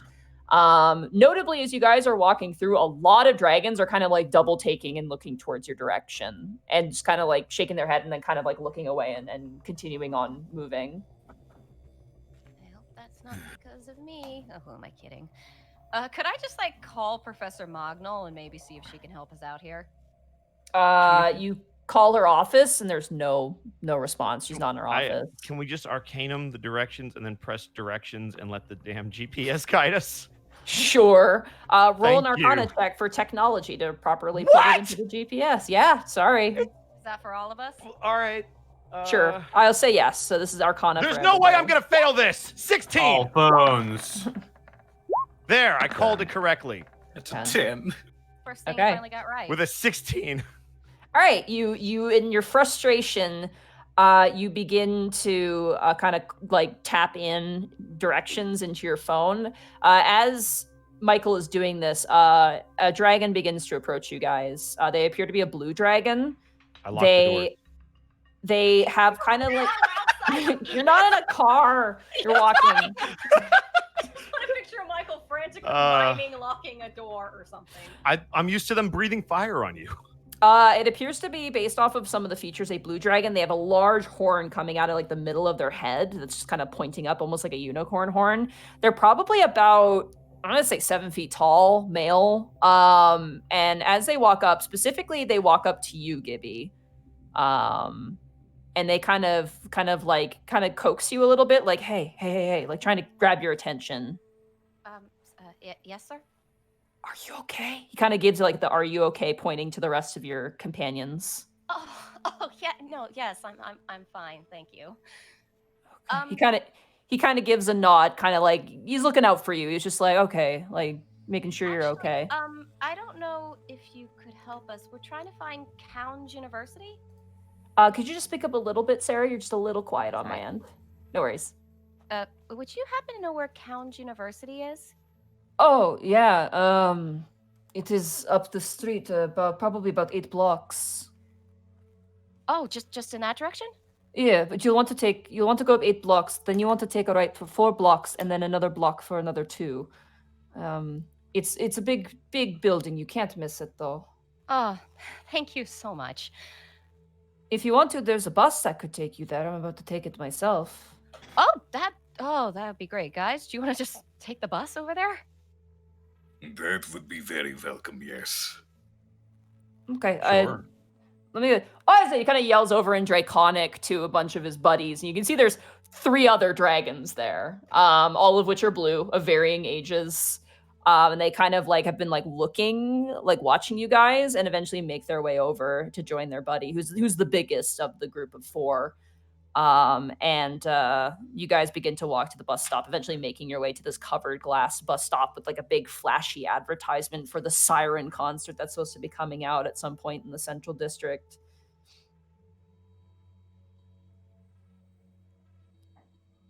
So the blue dragon kind of shifts on his feet awkwardly.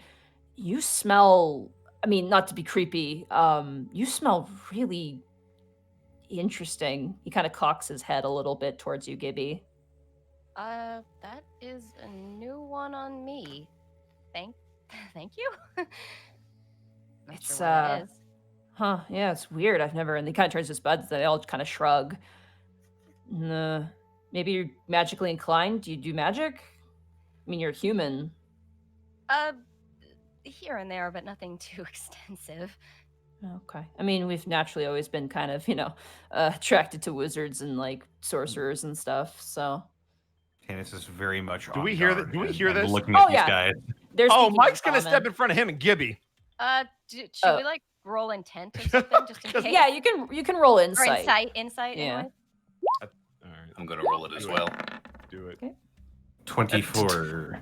Yeah. Okay, never mind. I am refreshing. 18. Okay. 10. And then, Michael, did you want to do an insight? Oh no, he's already got an idea of what this is. Whether he's wrong or right, I have no idea. Right. Tanis, given your fatherly knowledge, these are clearly young dragons, like probably like teenager age equivalent dragons. They seem like confused by Gibby, also kind of confused by Bryant as well. You get the sense that they don't see humans a whole lot based off of their experience, and they don't seem mean. They seem like they're nervous about like being weird, but it's clear that they're like something weird's going on for them specifically, if that makes sense. Nerdy dragons. I love them. Okay. So more they're curious but don't want to freak Gibby out, less than just like, oh, interesting person murder. They're like, what is this person? What's going on? Why does she It's a smell shiny. like? Yeah, like she's like, dog. what's up with this? I expect like Michael to do what he did at the office and just be like, "She's a princess, isn't it great?" So, on that note, he is going to step between them, and he's going to look at whoever I guess it's the blue dragon. Yeah. Hey, don't it's getting kind of late, shouldn't it? Curfew's got to be closed for you kids, right? You should probably, skedaddle, as the Utes say. He kind of jabs a thumb towards the bus stop. That's why we're taking the bus, man. Nice, right? Anybody know when the bus gets here? He checks the watch on his wrist. Probably in the next 3 minutes. Nice. We should, the 4 of us should probably get going. We got a lot of work to do. You kids have a great rest of your day. Michael, We are taking going to the be same taking the bus. We're not. He's tired. He didn't get enough sleep. To explain for my friends, we actually work with the Heavensward Precinct. We are police officers, and Kelsey will show his badge. That is why the smell might be interesting. we deal with a lot of interesting people. Oh, they all kind of turn and begin to nod to each other, like, "Oh, okay, okay." Like they finally it's making sense to them. They're like, "Yeah, yeah, no worries, man." And we weren't doing anything weird. We were just, we just went to a Oh, no, movie. no.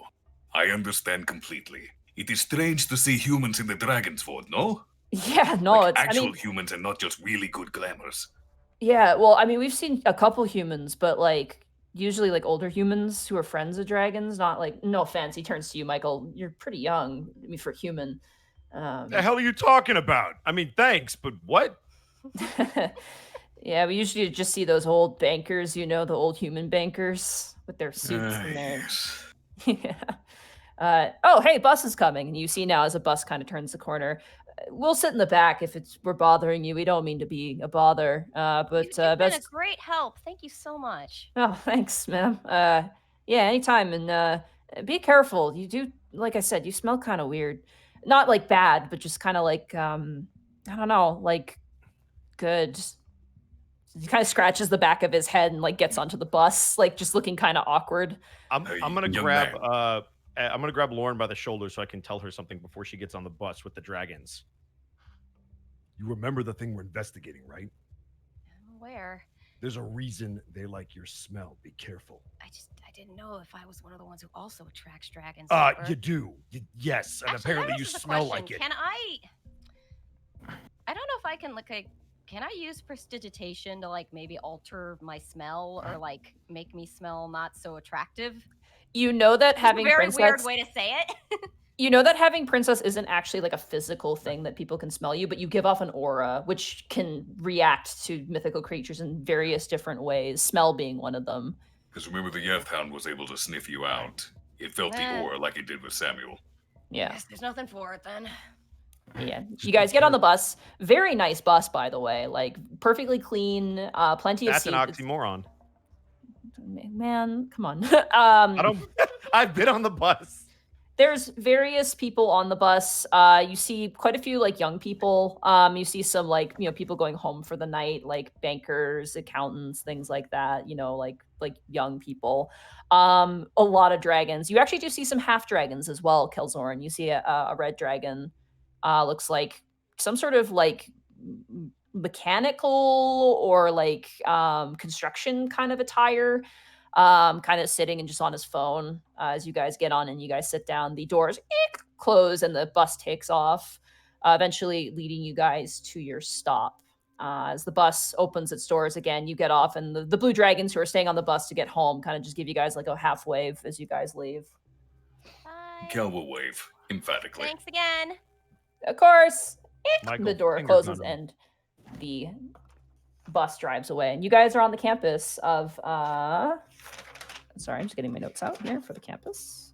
You guys are on Counds University. It is a large building, like the dragon said. It is not tall, it is wide. It is almost kind of in a crescent shape that kind of encompasses around this large open middle field with a beautiful fountain in the center of it. You see that there are various other buildings that kind of exceed beyond the main building. Probably dormitories, sports centers, things like that, where the students can go. Notably, you do see some students walking around. There are some that are kind of like running around and are like playing like frisbee, even though it's nighttime. And you do see some people who are very clearly drunk and are coming home.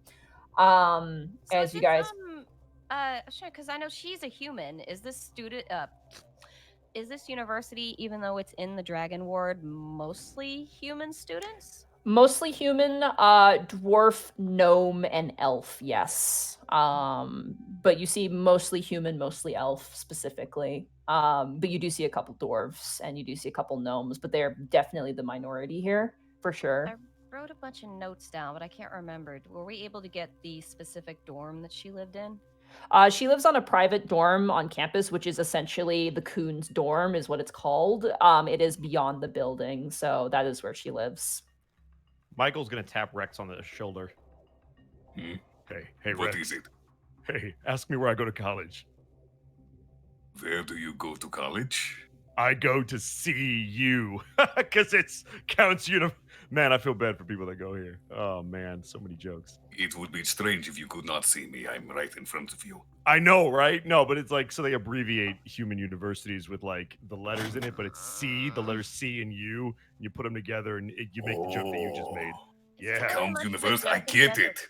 Yeah, right? I'm telling it's great. It's so great.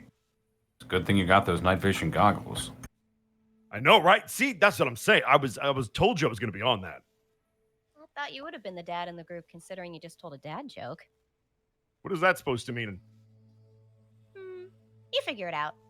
Yeah, human Anyway. humor. Hey, I'd make a great dad. Hey, Tannis, I'd make a great dad, right? Sure. See, I told you, my man. I'm gonna fist bump him. I'll fist bump him back. You know, do a journey seem with popular with 1,000. gnomes. A journey that's 1,000 miles long begins with a single step. Dude, I'm pretty sure that's a coffee commercial. What? I drink tea. Might have been tea. I don't know. Shall we mosey on to this dorm? Yeah, let's mosey. As you Is guys, there a security station? there is, Readily yeah. available? There We is a should check in security there station first. right at the front door. Also, notably, everyone's looking at you guys because you guys are in uniform, and clearly you are, not students as you're walking through. That is why we should head to security station first to check in. Yeah, you guys make your way to the security station. There is currently a human who is in charge of the security station, and what appears to be actually another human. They're both human. Currently manning the station. One is standing outside of the window, just kind of like shooting the shit, and the other one appears to be looking at various different cameras on campus. And they see you approaching, and immediately the one who's kind of leaning and like joking with the other guy kind of stands up and turns back to you guys and goes, "Officers." Kelzorn will present his badge and say, "We are here investigating a missing persons report. We actually have a warrant to check your cameras, if you would be so kind." Oh, all right. Can I see the warrant? Kelzorn will hand it over. He unfolds it and takes a look at it real quick. Oh shit! This is about all the dragons? Yes, in regards to the student known as Terim Sivim. Yeah. Okay. Yeah. I mean, I'm one of the security officers who actually tossed a couple of them out of here, so good timing. Yeah. Let me. Hey, Alex. And he turns to the guy who's at the cameras. Yeah. Go get a coffee. I'll take over from here. Okay. Yeah. Come on in, guys. And he kind of opens up the door. He takes out like a set of tons of keys and unlocks like kind of the main door. His buddy Alex leaves, and he kind of lets you guys inside of the big kind of screen room that they have behind this kind of glass box. My name is Brandon. Brandon. It is a pleasure to make your acquaintance, Brandon. I am Officer Kelzorin with the Prince Division. Nice to meet you. And he kind of leans over to you, Bryant. Is this guy a security officer? Yeah, he's a security officer. His name tag says Kololan on it. Sorry, what? Brandon Kololan is his name. Kololan? Can I just spell that, please? Lolin. Kololan. Oh, I almost had it. I just missed the K. Yeah. Oh, it's a K? I thought it was like cologne. All right. Kololan. He's a fairly big dude. He's not like as tall as you guys, but he's definitely like built clearly for physical altercations.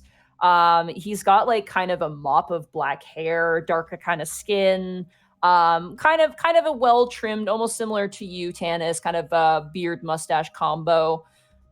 He looks, even with that, he looks to be around his 30s, like mid to late 30s or so.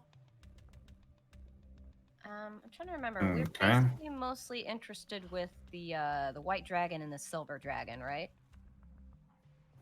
2 green dragons also piqued our interest as well. Right. Yep. Which would have been the most recent incidents? We're And interested in Kriovas, Tindras, Kostenmeier, and Ridgevels. Actually, I'm still interested in that one dragon, Uvin the Blue, because he was the very first one. Because I want to see if someone tipped him off to her being there in the first place.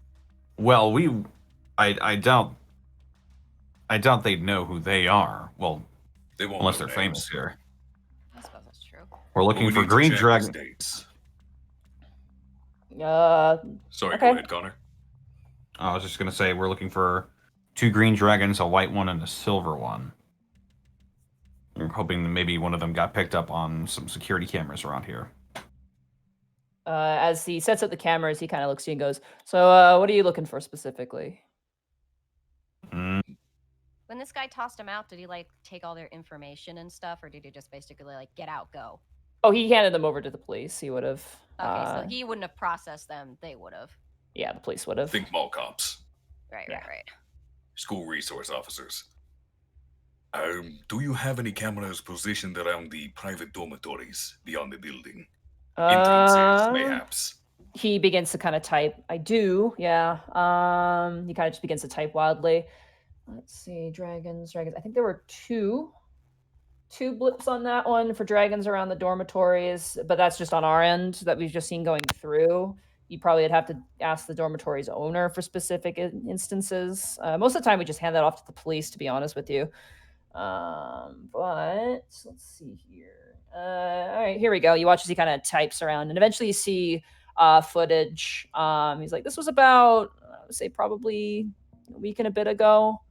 Yeah, right here. This guy has come back, I think, probably like, God, half a dozen times. What do they look like? As you look into the camera footage, you see a very sizable dragon in a glamour. Clearly a black dragon. He's got these 2 horns that come and roll around. And he seems kind of like looking side to side, hoodie up, kind of walking through the crowd. You know that there's a couple of other students who kind of noticed him and just kind of ignore him and whisper to each other as he's making his way. And eventually he leaves the camera's reach. Yeah, this one, what was his name? Was it Breeze Rot? Yeah, that was it, Breeze Rot. I remember he had the rot in his name. I mean, he didn't... He once we caught him, he wouldn't put up much of a fight, and we just escorted him off. I think he used to be a student here, actually. But yeah, I think we've caught him. God, I don't know how many times on our own end. I think we caught him twice on our own end, and I think the dorm security caught him a couple more times than that. Really? You think he used to be a student here? I think so. I mean, dragons live a long time, and this university's been around for a while, so he kind of shrugs at you. But he seems to know the place pretty well, based on, the way he moves through the buildings and stuff. He's tried to avoid us by going to certain points, but we have more cameras up than he probably remembers, so. There's a clinic on this this campus, right?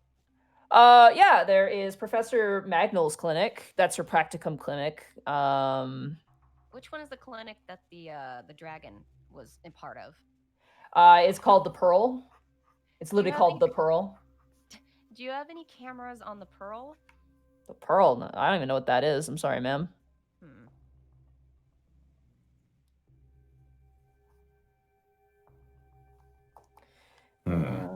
But yeah, this guy's shown up a couple times. We also had a white dragon who was hanging around the tennis courts during the day, though. I can look that one up. That would be Kriovas.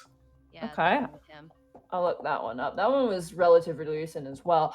The nasty thing about this, it's all happened very consistently, and there's been a lot of dragons showing up. I think that was about 4 p.m. Yeah, 4 p.m. on Saturday. He just kind of types into the computer.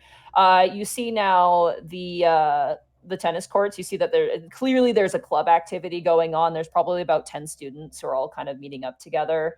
Anyone who wants to can make a perception check for me. Okay. We'll do so. That is a soft 20. Okay.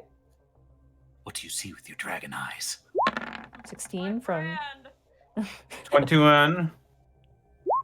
Man, the newspaper's good today. Yeah. Not that I would know, because fuck that guy.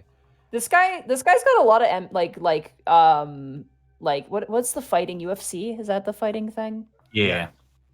This guy's got a lot of amateur posters for UFC fighting. Oh god. That kind of catch your attention. As for the rest of you guys, as you're looking at the security camera footage, you do notice there's one human who looks exactly like Terrence Sibum in the group that you can point out. Specifically, you can see her hair. And you do note that there is a very tall, lanky individual who kind of is, for the entire course of the club activity, just standing there and watching the entire time. Definitely fits his title. Wait, you said the professor had a clinic. Is that the Pearl, or is that a different clinic? It's a different clinic. It's a school clinic. Can we take a look at her clinic? I mean, I could let you in, but Well, I meant don't. security footage wise, but can we actually go to the clinic? Yeah, there's a physical clinic. He can show you the security footage. He actually can't take you in there without a warrant, so he will show you the footage.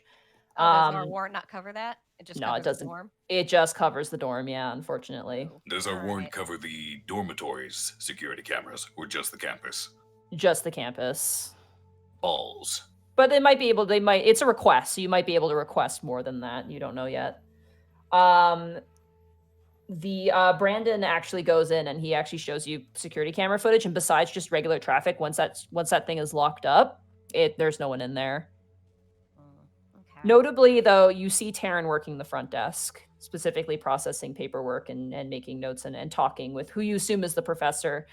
She's also human, kind of long, kind of really dark brown hair, like in this kind of wild sort of like frizzy array. She's got a set of like secretary glasses, like the ones that kind of have the points to them around her neck. Lab coat, very nice flowery blouse.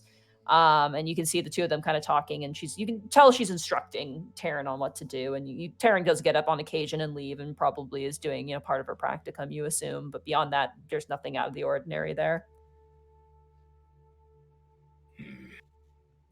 What club? Do we remember what clubs she was a part of again? Tennis club. I know there was a film club, right? Tennis and the film club, yeah. Maybe look at that. Film club room. Oh, this asshole. You watch as he types. And you do see actually the security officer you're currently sitting next to on the footage, talking with a what appears to be a red glamour dragon at the moment. And you notice that the security officer's not being very nice. Like, you can tell that he's clearly like telling the guy to get the fuck out. And the dragon kind of does a bit of a threatening motion and then leaves. That must be Brand.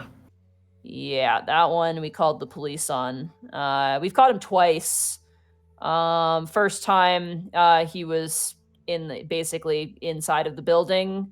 And then the second time he actually made his way into the building fully and was hanging outside of the movie club. And that's where we caught him and we charged him. So, yeah.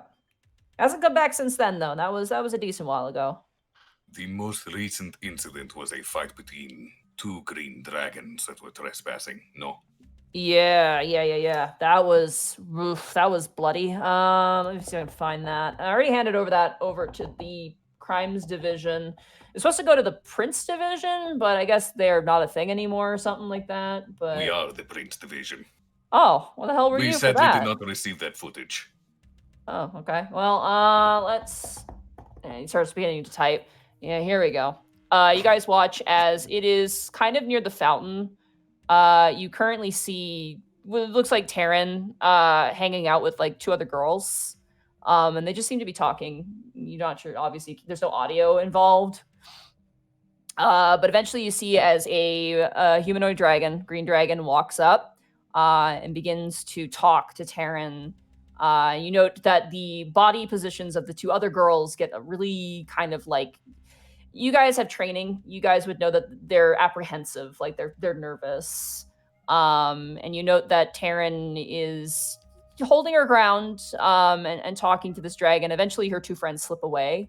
And then the one green dragon gets a little bit physical. So she grabs Taryn. And Taryn just kind of like, makes her let her go. And then the conversation continues for a while. And then eventually another dragon comes in. I believe this one is also female. I just want to double check, make sure I get my information correct. Yes, this one's also female. Comes in. And then immediately they both turn to each other and things escalate. Also female. Yeah, they're both female green dragons. Ridgewell's you marked as male. Ridgewell? This would probably be Castameyer and Chris. We're supposed to be Castameyer and Ridgewell. Oh, this is Ridgewell. Yes. Male. Sorry. Yeah. Male was the first one who showed up. So the male was the first one who showed up, and then the female shows up later on. And you know that they kind of turn to each other, and then immediately they just start fucking duking it out, like right in the middle of the campus. How long were they talking? Probably for about, you would estimate probably 5 minutes. Huh. And They very might know clearly, each other. very clearly the female won, and it was pretty brutal. And eventually you watch as the security guards just appear off screen and kind of grab the both of them. Tara notably just like obviously spaced herself from that. And yeah. Well, Ridgewell's. They might know each other if they're talking for that long. I don't think someone who recently got diagnosed with Prince would be hanging around dragons just willy-nilly. Those 2 girls, though, she was with, are those the same girls she was with at the tennis court? Looking at them, no, they appear to be different. I was wondering if they were close friends or something. Okay. Brandon, if I may, Yeah. You've been here for most of the incidents, no? Most of them, yeah. I mean, they've been day and night, so it's, I miss some of them. Hear about them, though. Which would be the one that has been the most frequent offender? Probably that black dragon I showed you. He shows up probably the most. I mean, that's what we've seen. Yeah. Have you had any encounters with a silver dragon? No.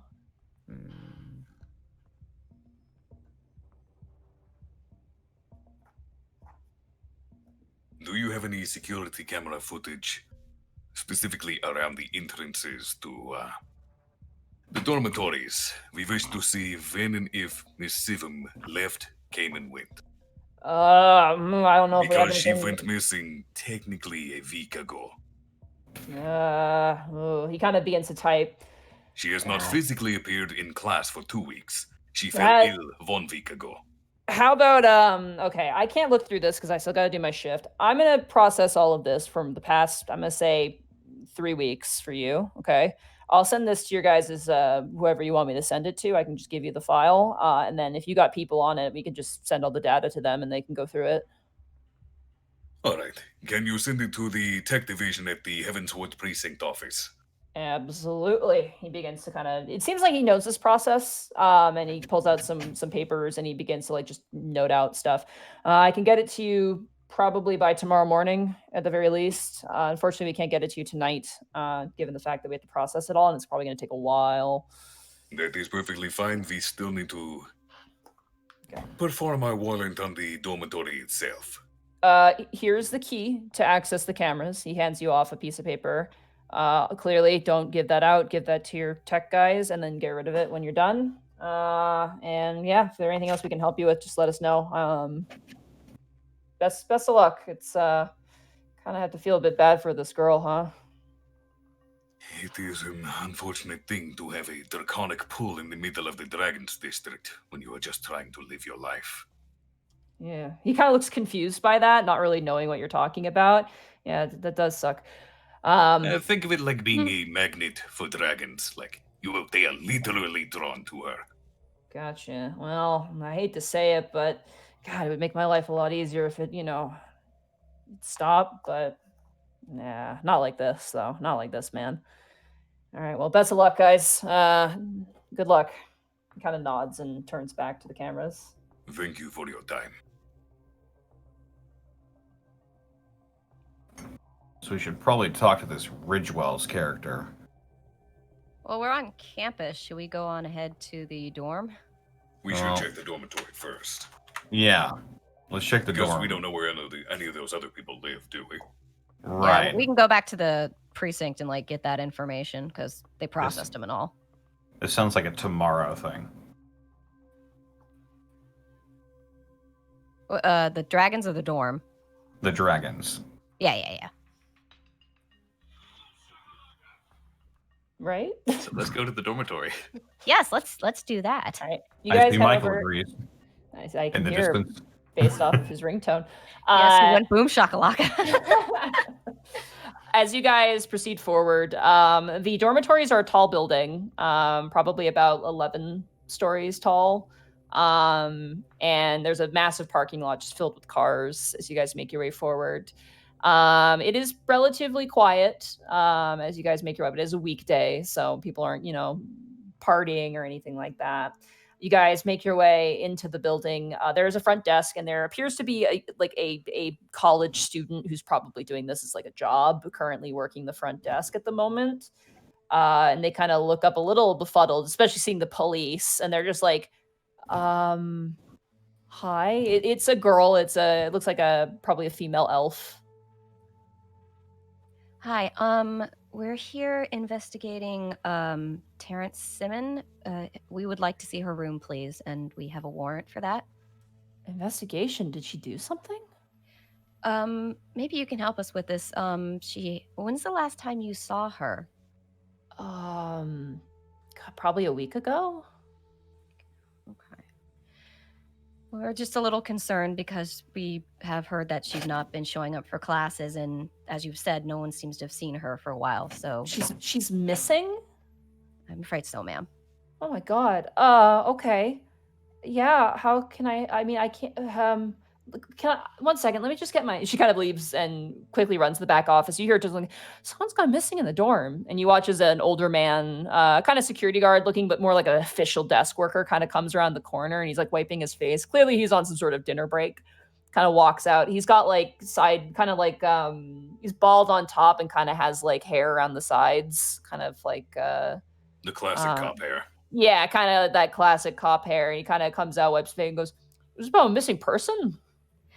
Yes, we'd like to see the room of Terrence Simon, please. Am I saying this right? Terrence Simon, yeah. He walks up and he goes, okay, well, this is a privately owned building, so we're going to need a warrant request. Let's show him the warrant. Okay. All right. He signs off on it. Yeah, I'll let me grab keys and we'll get you into that room real fast. Natalia, just watch the front desk. And she's like, oh, yeah, okay. You watch as he kind of comes around the desk with the keys and kind of flips through the ring and goes, yeah, no, I mean, we haven't seen her for about a week now. I figured she was just in her room. She seemed kind of down. Yeah, I wouldn't say she was sick. She just seemed kind of down, if that makes sense. Like, You said you have not seen her for a week. We were told you have security cameras here. Would we be able to see if she came and went out the entrance within that week? We have them in the hallways, not the entrance, though. Are they always near the entrance? There's the main foyer where we were before. We could probably get you some footage there. Yes, that would be very, very helpful. Oh, excuse me. Yeah. All right. So looks like she's on the 6th floor. Let's get into the elevator. He kind of loads into the elevator. What is your name, sir? Me? Yes. My name is Troy. It is a pleasure to make your acquaintance, Troy. I am You Officer got it. Kelzorin of the Prince Division. Does he have a last name or his tag or anything? Troy Manson is his name. Manson. Yeah. Troy Manson. And what is his title exactly? He is the front desk worker of the dorm, so he's basically like the night desk worker. He'd be essentially what Braid is. Yeah, what Braid is. Okay. Yeah. Taryn was a good kid. I mean, she was pretty quiet, which is nice. Refreshing change of place over here. This place can get pretty loud sometimes. Did you talk to her on a regular basis? I mean, wave at her every now and again. She's just kind of quiet. She seemed like something was, you get a sense for the people who are troubled when they come and go. I mean, she seemed probably, students get stressed over time. She seemed a bit more stressed than usual. There's also, she mentioned issues of like dragon stuff, and we have caught some dragons hanging around the outside of the building a couple times. Such as the black dragon, perhaps, named Yeah. Did you notice any white dragons? Oh, sorry, silver dragons? No silver dragons, no. Green dragons, he kind of like winces his eyes shut. Black dragons, I think just green and black, that's all I've seen. The silver dragon is curiously absent. Well, he was also doing Draconic espionage, so he was doing things out of the public eye. He's a maybe bit he's smarter really than good the at that. others. All right. Picking the door opens of the elevator, leading you guys out into the sort of carpeted, really, it's a dorm. It has a smell to it. It smells like alcohol and bad decisions as you guys make your way out down the hallway. There's like posters up, like study hard and study group this Saturday. It kind of curls around down a pretty narrow hallway, eventually leading you guys to a door, which is room number 605. He pulls out a key and he unlocks the door, and he kind of just steps back and goes, when you guys are done looking around, come meet me at the desk and just let me know so I can lock up, eh? Thank you very much. Of course. Best of luck. And he kind of turns around and leaves. We shall enter. Okay. It is a tiny, tiny, tiny room. It is pathetically small. It's basically a bedroom with just slightly a bit more space. There's literally a bed that is tucked into the corner. What appears to be like an open closet where clothes are hanging, and a hot plate towards the side where the door is. So as you guys enter, immediately to your right is like a tiny little hot plate and like a tiny little sink. And then a fridge, very tiny fridge, and then some shelving above the fridge. And then across from that is the bed, which is maybe like 2 feet away from the kitchen space. There is no bathroom in here. It appears to be a shared communal bathroom. And then there's like a small closet space, and then there's like a tiny little window. It's very cramped and clearly meant for just sleeping in. It is also able to fit through that window. No, it's way too tiny. Notably, this room is very messy. There is a lot of dirty clothes. There's a lot of clutter. There's a lot of textbooks that are just kind of sitting around, despite the size. It's not the most happy room you've been inside of. Does it look like someone was trying to leave in a hurry, or does it look like there was some sort of struggle? Roll an investigation check. All of us? Yeah. Investigation. I'm going to go ahead and slap Brian on the shoulder and give him guidance. Don't bother. 15. That is a 10. Okay. Lauren, you get the sense that this is not a happy person's room. Just based on the way things are very haphazardly left around. I mean, I can relate. Yeah, like in my room, similar. Yeah, you're like, it's kind of like freaking you out because it's very similar to what you were like after stuff happened to you. There are dishes that haven't been cleaned for a really long time. Very clearly, the bed has been occupied for a very long time as well. There's no real signs of any struggle, but there is definitely signs of, just not caring. Stares at my own room. Yeah. Brian, you note that there is something peeking from underneath one of the covers, and it's kind of a silver color. I'm going to point it out to everybody. Okay. You guys all see it as Brian points it out. Who want to grab it? You saw it, Brian. You ought to grab it. I'm Put not on the touching glove. anything right now. I'm Okay. putting on the gloves. All right. You grab it and you unfold it. It is a laptop. It is a small laptop, but it is a laptop. How far does our warrant go? Are we able to take items, or are we just able to look around? You guys can take items. That's what the warrant allows. Okay, we should take that back to the tech division then. I'm assuming this thing is locked. I'll try it. What is locked? The computer. The PC. I'm Yeah. assuming. As you boot it up, it requires a PIN code. Okay. I'll I just forget. close it Does then. she have a desk area or anything? No, it's just the bed in the kitchen, and that's it. Like this is such a tight. Like not all 4 of you cannot fit in this space. Like 2 at a time, maybe. Kilzoran's standing outside because he's the size of 2 people. Is there anything of notice in the closet itself, or? The clothes. I mean, if the clothes. The words I can't words. There's a variety of outfits. Most of them are like like casual wear for like classes. There are some nice outfits for outings, though. Notably, there are some like really nice dresses, and just really nice kind of formal wear. Any purses or anything? No purses, actually, and that you do notice that there is no bag or purse to the. Not a backpack or anything either. Most There's a college students backpack. Have that. Ooh, can we check that? Yeah, you open it up. There is just papers inside, like from projects. You assume, very much left in the bottom. You get the sense that she probably carried her books, because you notice that the straps on the backpacks are actually pretty worn. Oh yeah, I was a college student once. There is notably a cork board as well above the bed, with various different things kind of pinned to the cork board. Take a look at that. Okay.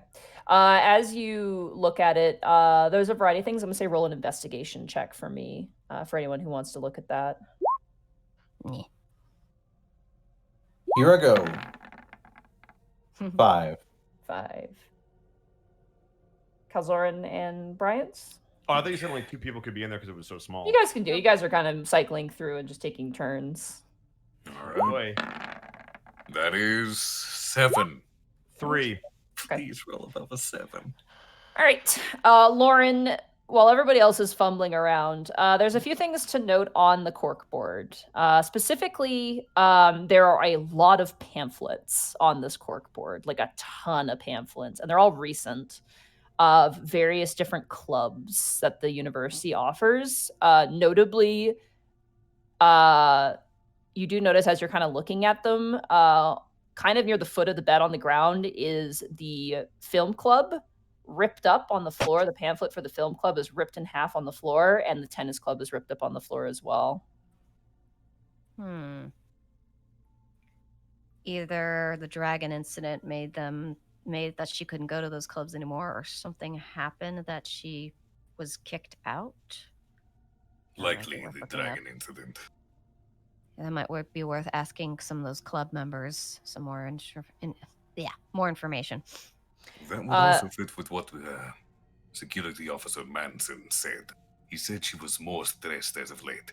Imagine if you suddenly could not do the things you enjoyed doing, such as the clubs, because I of don't something have to with your imagine health. that. I'm sorry.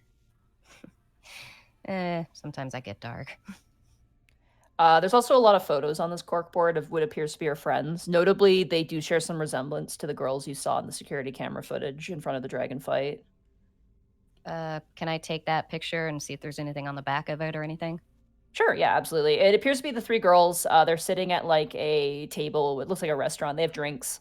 And as you take it around and you flip it around, it says "Night Out on the Town," and it's from last year, dated for last year. That's it? No names? I guess not. No names, no. All right. Well, it might be worth to have that picture just so we can, again, if those girls know her fairly well, I'd like to talk to them. Okay, yeah, you can pocket the picture and add that to your evidence. Where's my notes?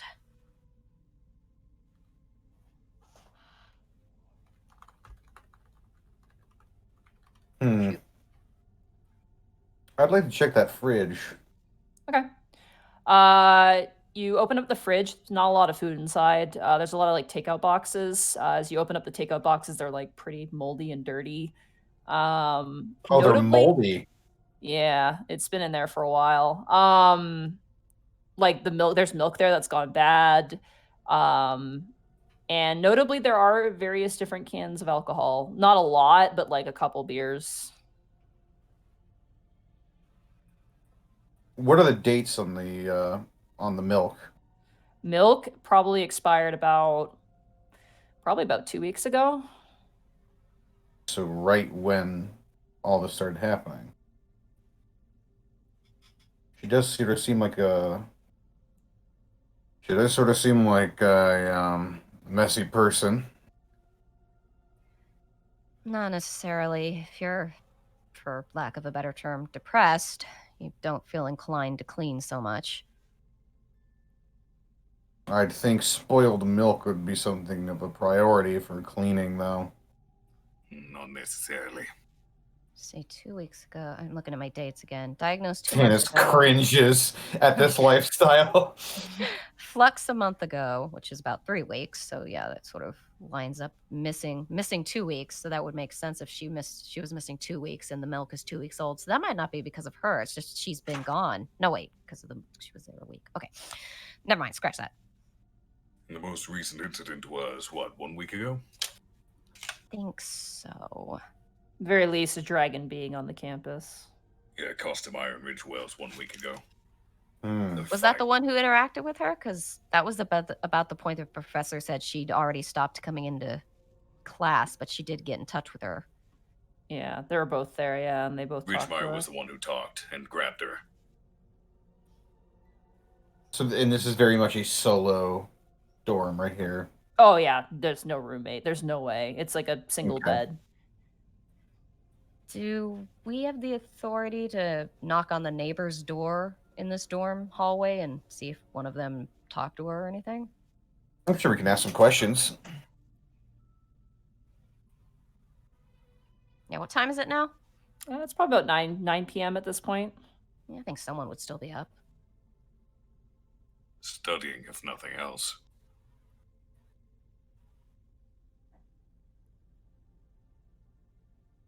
Okay, well, I guess I'll go knock on some doors then. Okay. There is. Oh, sorry, go ahead. There's doors on either side and across, similar to the apartments the first time you guys asked some questions, so. I'll try the left neighbor. Okay. I'll try the right. Okay. Tannis, as you knock on the door, yeah, there's no response.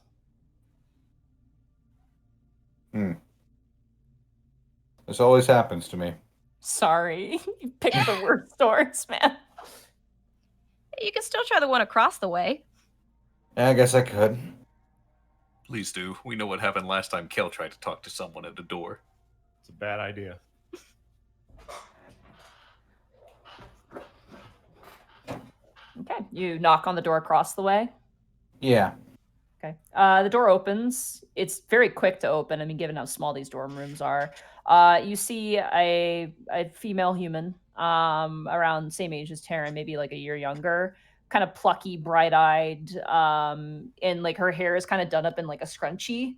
She's wearing like pajama tops and like pajama bottoms, and she kind of like is like, huh, kind of like startles at you, and she's like, "Hey, man." Greetings, ma'am. Sorry to disturb you this late at night. I'm Officer Tannis with the Prince Division. Could I ask you a couple of questions? Sure. Just 1 second. I'm just in a call with my friends. She kind of turns around and you watch. You can see her entire room. She just kind of like leans over the bed and just slaps her laptop shut. And she kind of walks back.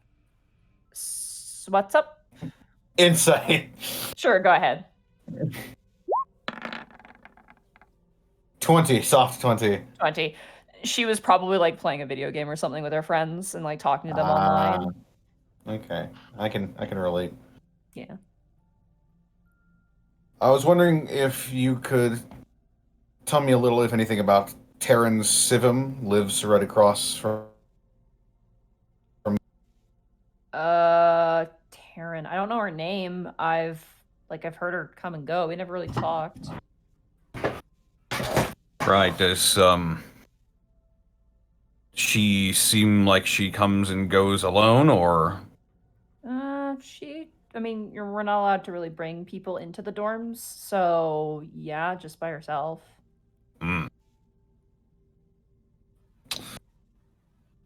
What? You said you don't really talk with her. I'm assuming you didn't know her that well. She shakes her head like, no.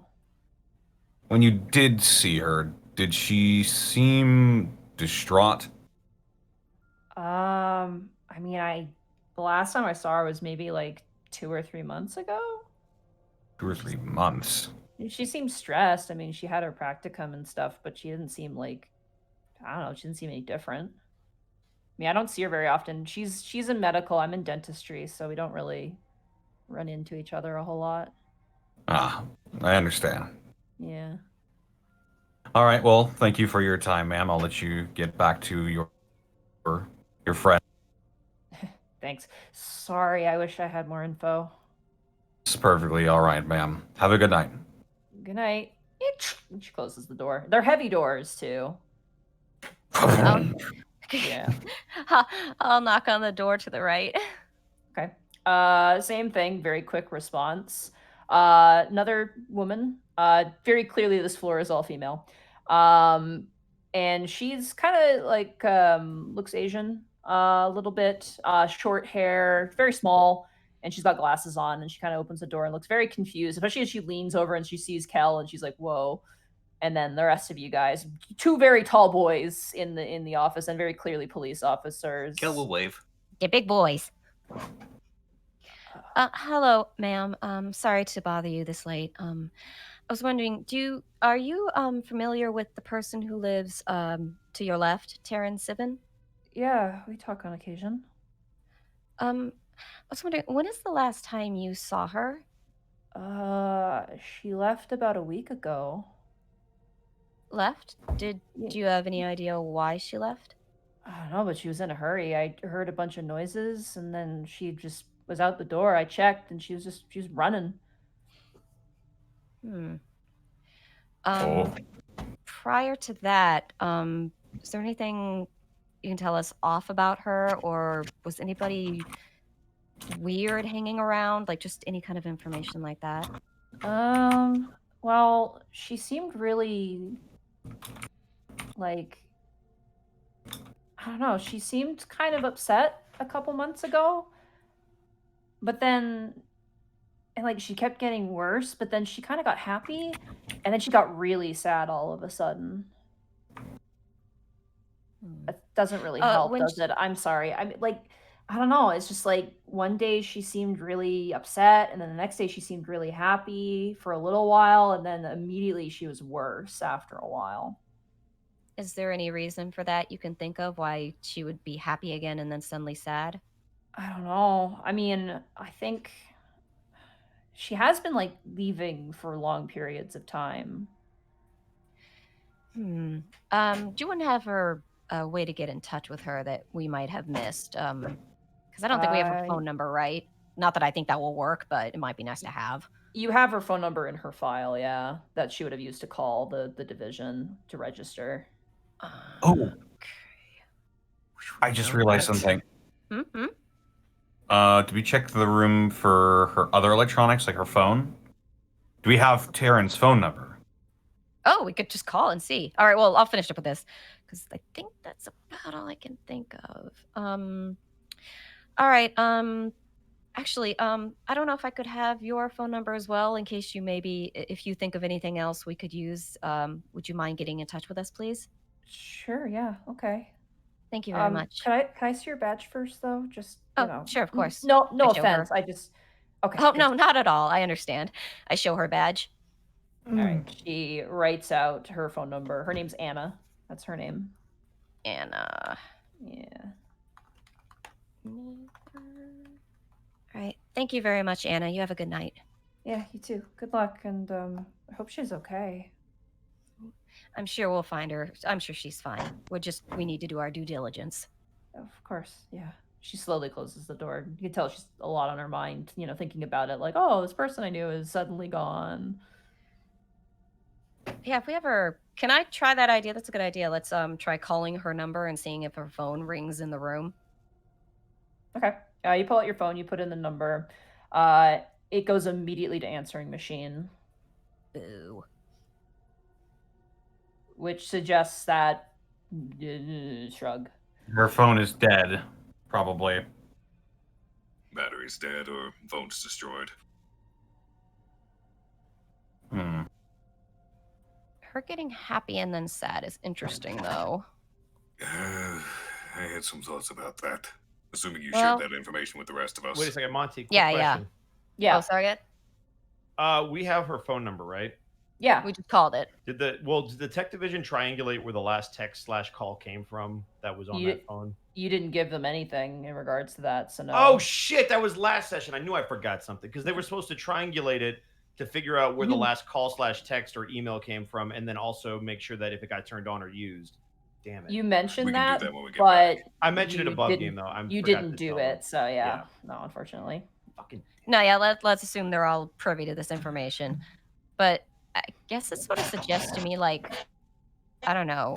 If you remember the silver one, Tindros, he forged some documents to get her to work at his clinic. Would a job offer not make her very happy? And then to find out it was fake? And just because of her condition, not make her even sadder? That's one way to think of it. But also because we've, for better or worse, have magical shenanigans running around. I wonder if he offered her more than that. Like maybe he offered a way to fix her and then she found out it was fake. This is me speculating, so. She left in a hurry, running out the door 1 week ago. That That is doesn't something we can sound. ask about the cameras. Oh, that's a good Yeah. idea. We have the footage being processed and sent to the tech division. We have a timeline. She was literally running out of the building. So we need to check the cameras of the dormitories to see the precise time she ran out the lobby. Then we can confer with the tech division for that. See what lines About a up. week ago. Yep. We never We got a have the date, concrete but we date need from that specific woman. time. Sorry? We never got a concrete date from that woman. She just said a week ago, right? Yeah, I mean, she hasn't seen her, so she doesn't know when she could have possibly gone missing. That's just, it's been a week. She has not responded to me. What's going on? So we have a rough date, but we need a specific time and date, which is why that security footage of her leaving the lobby would be beneficial at this point. I mean, do you want me to knock again and see if I can get a solid date and time? I think she might not be able to remember it. honestly, It's guys, hard to like, remember details. we really need to figure out when the last time she used her phone was. We could call the tech division and have them check, although I don't know if they need anything from us. I think if they have the phone number, they can do it as long as it's part of the tech warrant. I don't know what the specifics are, but you need a warrant to tap phones or check phones like that. Well, we do. We have a warrant to search her apartment. Correct, but I don't know how the rules of that's the Monty call, so I don't know if that would be included in the warrant. Or if You that's probably just are going to have to warrant. talk to the tech division to find out. Okay, let's We can say, drop off the laptop. yeah. That's smart. Yep. So it seems like the current order of operations, if we have no one else to talk to up here, is speak with the security guard again to see the lobby camera, Mr. Troy Manson. Yep. Get the time and date from that, if any. And then, I suppose, go back to the tech division. Yeah, because Tannis can take in the computer and ask about the phone. Yep, and then we can hand them the time and date from the lobby camera footage and Yep. check the Mhm. rest of the campus's cameras. Because basically, we need to start coming up with a timeline of what she was doing and when, and the end point is probably the last time she used her cell phone. We have the who and the where. Now we need the when. Mm-hmm. Okay, so you guys are done at the dorms. Suppose so. At this So we're point, gonna head it's, back. it's pretty late at night at this point. It's like 10 p.m. or so. I assume we got the footage from the security guard? Yeah, they gave you guys an access code for the tech division to access the files so they can go through it. Oh, so we have that from the campus itself and the dormitory specifically? Yeah, they have both. Okay, good. All right. So you guys head back to the precinct, park the car. At this point, it's very late at night, and you guys are on the cusp of exhaustion as you guys make your way back home to each of your houses. Tannis, your daughter is trancing when you get home. And Kelzoran, there is a note on your door again. What from does it say? It's from, I believe her name was, what was her name? Kara. Kara, that was right. It's for a note from Kara saying, hey, just want to make sure you got your key. Leave a note on my door. Just want to make sure you didn't lose it. Does Kel know where her door is? Yeah, it's like there's like 4 different units in this particular apartment complex. It's not that big. Kel will go ahead and use that exact same note. Like, write a line under her words, then write in, I have the key, I have not lost it. Thank you very much, Kara. Dash, Kel. And put it on her door.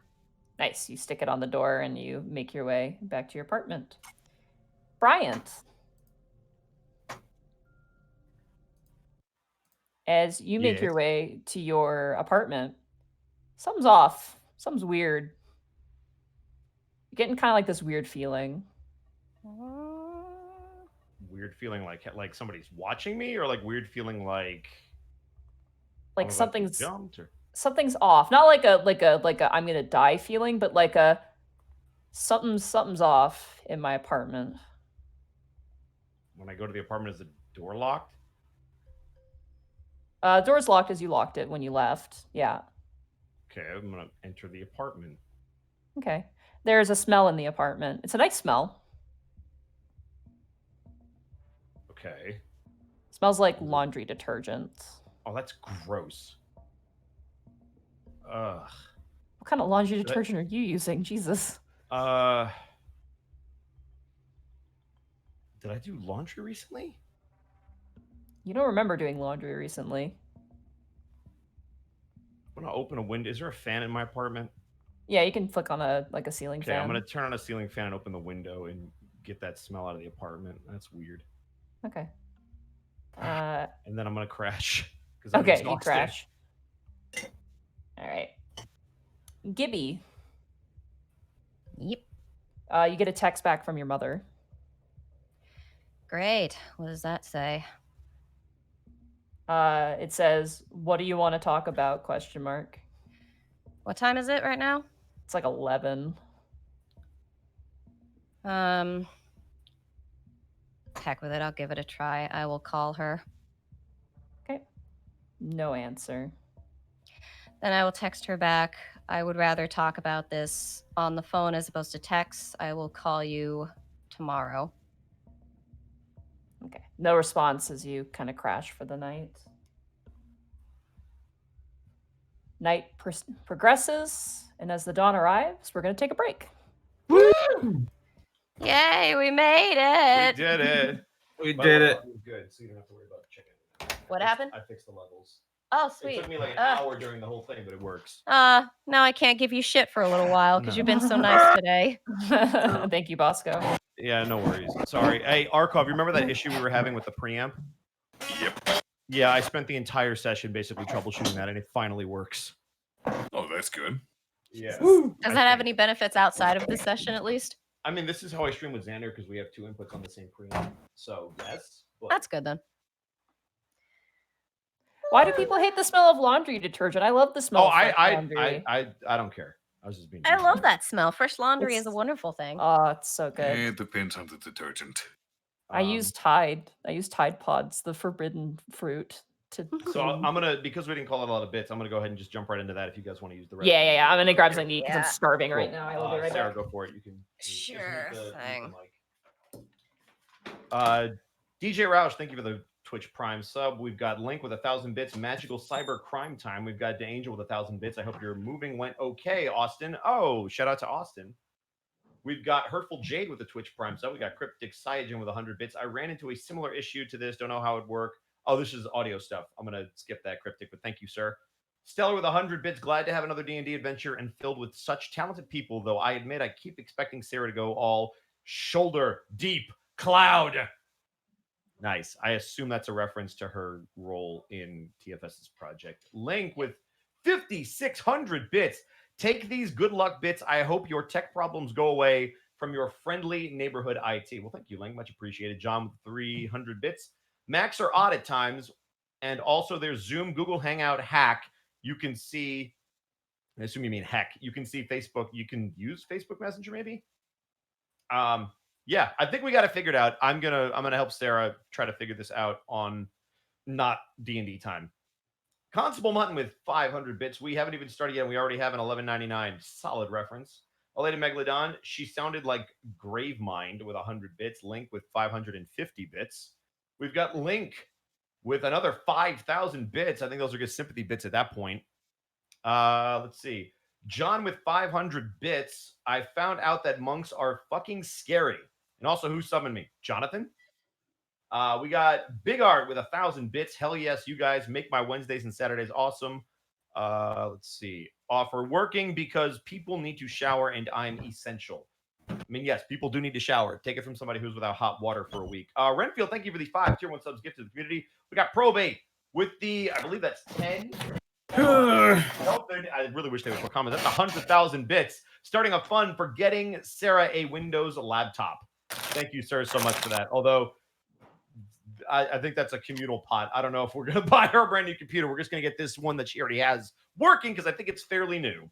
Blackfoot Fair with elite bits. What did I miss? Nothing, because you probably came in right as we are having tech issues. The Pungawin with the tier 1 sub. We got I Make Things Up with 500 bits, and now I don't trust you. I love this campaign so much. You guys are all awesome. We've got Jack OXF with a Twitch Prime sub. Zito, thank you for the raid. Much love, my dude. We've got Kanye Time with 300 bits. One of the reasons we love streams is that it's more down to earth and relatable. Thanks for the show and saving the dragon of the Mad Princess. Also, Bosco, it's pronounced Kanye Time. Yeah, okay, cool. I thought I was crazy, but I appreciate you phonetically putting that in there for me. Good looking out, my dude. Or Dudette. Blackfoot Fair with the elite bits. They had soap. Get ready for dirty business. We got Zane with the 400 bits. Let's see. I'm currently on my 7th session as a DM, and it's amazing in all caps. My players just ran away from a purple worm, which is smart. Thank you for an awesome session so far. Aleda Megalodon with 100 bits. I have a light theory if this turns into a possible 1055. I might have myself a good old ugly cry. We got Probate with 100,000 bits yet again. Good grief, my man. I need you to come. Don't spend it all. Probate, I thought we talked about this, and you're doing it again. I got to stop. Easy, my dude. Target acquired. Firing sequence initiated. What are you, Soundwave now? Blackfoot Fair with 500 bits. We've got Puppet Fan 101. 101 bits, that is. Cryptic Cygen with 100 bits. We got Wiley Willie with 500 bits showing the show some love. We got Ice Booth with 100 bits. Hello's I is human and not a dragon. That is solid, Ice Booth. I believe you. Not like the person who called themselves I Make Things Up. We got Probate doing it again. God. I'm going to look at Twitch. Probate did it through it. Probate donating 300,000 bits. And I really hope your computer just glitched because I swear if I ever see him in real life, I'm just going to destroy his soul. And then say thank you for all the stuff you I already said thank you. He doesn't need any more happy thoughts from me. Besides, Kurt cries for him. I belligerent. Wait, what's the word I'm looking for? But I'm belligerent to him. No. Kurt is nice to him. Yeah, that works. Yeah. Lilac the Warfox with 500 bits. At Monty, who would you recommend for scenery art? I have a campaign that I'm doing that is a modern take with a fantasy feel, kind of like the anime that time I got reincarnated as a slime. So I will say, because I think she's still gone, if they are open for commissions, I think they're a little backed up right now, but that Art Jack is really, really good at that particular art style. Hello? However, last time we checked, they are pretty backed up, but Monty's awesome. back. Oh, hi, Monty. Oh, hi. I'm looking at comments now because I Yeah, can. You can. Monty, so outside of that Art Jack, who I'm plugging right now, do you have anybody that you would recommend for scenery art for a campaign that is more modern with a fantasy feel, kind of like this one? Oh God, there was an artist I ran into at TwitchCon who was really, really good. I have their business card, but oh God. Hi, everybody. It's really hard to find good scenery artists, to be honest. Honestly, yeah, just Jack, but he's really backed up right now. He's got a lot of work. Yeah, I was going to say, I wasn't going to like argue people wanting to buy me a PC, but I feel a little bad about it just because I'm like used to not asking for that sort of thing. Of course, having a PC laptop would be great because then I could play all the Steam games that are only PC. But I would use it. I mean, you know, purely for the Unexpectables stuff. Yeah, totally. Well, we'll see. We'll see how the payout is, and we could probably maybe look into that for you. I was joking. Are you serious? I'm serious. We can look into it. I mean, yeah. Thank you guys. I don't know how much of my for Sarah to get a better PC for me. So we're gonna know. Didn't you just buy this thing? Oh no, this was a Christmas gift from like 4 or 5 years ago. You take really good care of it because I thought it was newer. Oh no, dude, this thing, the battery is so mucked up that if I unplug it, it's only going to stay on for 20 minutes with 100%. That's because a lot of companies just build in batteries. Is that the You Mac? have to buy a new one or buy Is that a the new Mac? Yeah, and the problem with it also is Macs are garbage because they're impossible to fucking fix. Sarah, if if break. you want, No, it used to be easy because my sister's husband used to be able to just like, put a new battery in, but because of this new one, if I want to replace this battery, they're going to have to like completely replace the the keyboard too, because they're basically attached to each other, and that's going to take like a week apparently. I'm rebuilding that computer if you just want me to let you use it, the PC. We'll talk about that. All right. I don't know where I'd put it in my room, to be honest. Oh, but fair, 'cause you only have a bed. I did want to say, I don't know how much of my belly aching got through on the recording, and I'm really embarrassed because You're okay. I get really distressed if I'm holding up things and it's my fault and I hate it. And I wasn't kidding where I'm like, I wanted to cry because I was just like messing things up so bad. You sounded upset when you jumped into when you were in Bosco's room, and I'm like, Sarah, it's fine. We're not I literally ran downstairs and my roommates are like, oh, you're back. And I literally had a rant. I was like, it's not freaking working. I had a mini breakdown because I was just like, this is not going well. This is why Sarah and I were good roommates, because she would throw these temper tantrums of like, we're going to breathe and we're going to figure this out. Screw you, temper tantrums. They were snits at most, okay? Oh, okay, fair enough. Okay. It's not like you were having a Rishlema or anything. What? I know what that is. Solid Are you numbers, speaking right? English right I'm now? gonna give you that one, Ed. Hey, Ed, That's come here, solid, man. yeah. Wait, elbows. It's quarantine. All right. Elbows. Have we read out all the bit donations? Are we? No, good? we haven't, but I was going to finish. Yeah, sorry. Go ahead, dude. Go ahead. We're close to the end, though, I believe. I'm going to refresh the page real quick. Give me 1 second. All right, here we go. So while you were gone, Probate dropped 400,000 bits, just so you all know. Yeah. No, he's a jerk, I know. Flamethrower, 200 bits.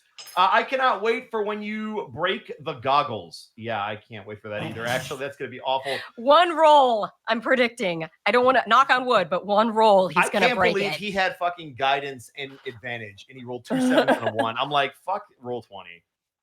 It's just not even real. I want to actually, you know what? 10 once this whole session. Yeah, no, it's bad. It's why I'm not even rolling this session. I was Thunder King, 20 thank you for haters. 10 tier 1 subs gift to the community. We got Pupasa Monkey with 100 bits. The words you're looking for are hostile/belligerent Bosco. We both screwed up there. John with 500 bits. To follow up with the whole monkey is scary thing is because I joined a new online D&D campaign.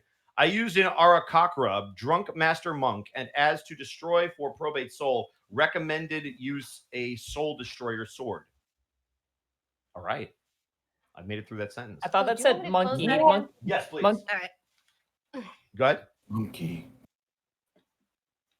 We've got Gray Beast with a tier 1 sub. Chocolate Zombie giving a tier 1 sub to Simon the Pyro.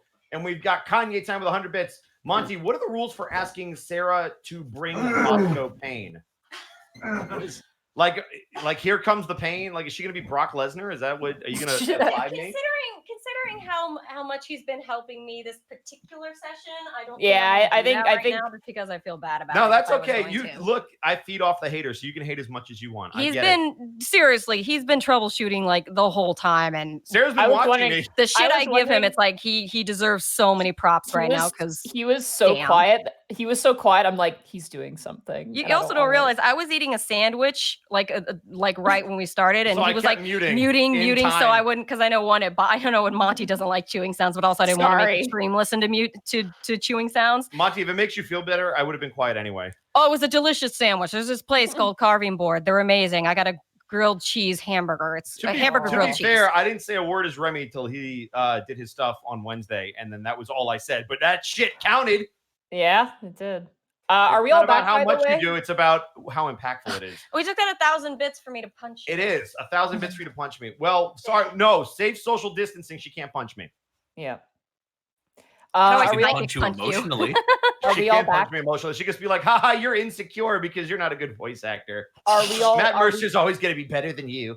Are we? I mean, I would Arch say for Requiem- Tadashore, but we go got, off. We got one more bit drop. It's Arch Requiem with 200 bits, but Positive Bosco goes against Canon, and that is it. We are ready to go. All right, let's go. You guys all ready? Yep. Yeah. All right. So, Dawn. In the approaches you Serengeti. guys. Sorry. Guys, I'll wake up. you guys all have text messages. I'm gonna say for the sake of this, Lucy has you all in a group chat for this now. I There assume is that a makes the message. most sense. Yeah, there is a message, a group text from Lucy saying, "Holy shit, you guys were busy last night." Question: did Connor drop the laptop off at IT before we went home? I assumed you guys did. You guys gave them everything they needed. And Yeah, we would have probably let them shouldn't know be about. taking evidence home. Well, no, but we would have dropped the laptop off. Hey, let them honey, know I on got the your new cell phone. laptop. Thanks, Dad. My only question is, will we also have told them about the phone just so we can have all that information ready to go all at once? I assume you guys gave them the security camera footage, the phone, and the laptop. Yes. Everything. Literally everything. Yes. Yeah. All right, you guys. Does Kel have any text messages from the people he messaged? You actually have a missed call from Mom. Oh no, Mama Dragon. Oh pissed. god, it's gonna be a mom day for all of us, isn't it? I can't believe I've done this. He's dead. Can you try to call her back? Yeah, absolutely. You ring and you hear it. Kel, Hello, Mom. it's nice to hear from you. It's been a while. It has. I am sorry. I've been very busy. I noticed your text message to me. I must warn you that disclosing such private information could actually lead you to legal trouble, son. I recognize that, but there is a life at stake, and it concerns the ancients, so I thought might be wise to pursue all avenues, like Dad taught me. But process exists for a reason. Try not to deviate too much. Let me see here. I don't really have much information on this person. I haven't really heard anything. I've been quite busy, son. So, Would you perhaps have heard anything about the Tindras, a silver dragon? He was convicted, or at least charged with draconic espionage, trying to usurp one of the ancients. I think I did hear about that, yes, but only in passing, so my information is not accurate. And in cases like this, accurate information is everything, son. Yes, it is. They've always had, I've heard, a distaste for the ancient silver dragon.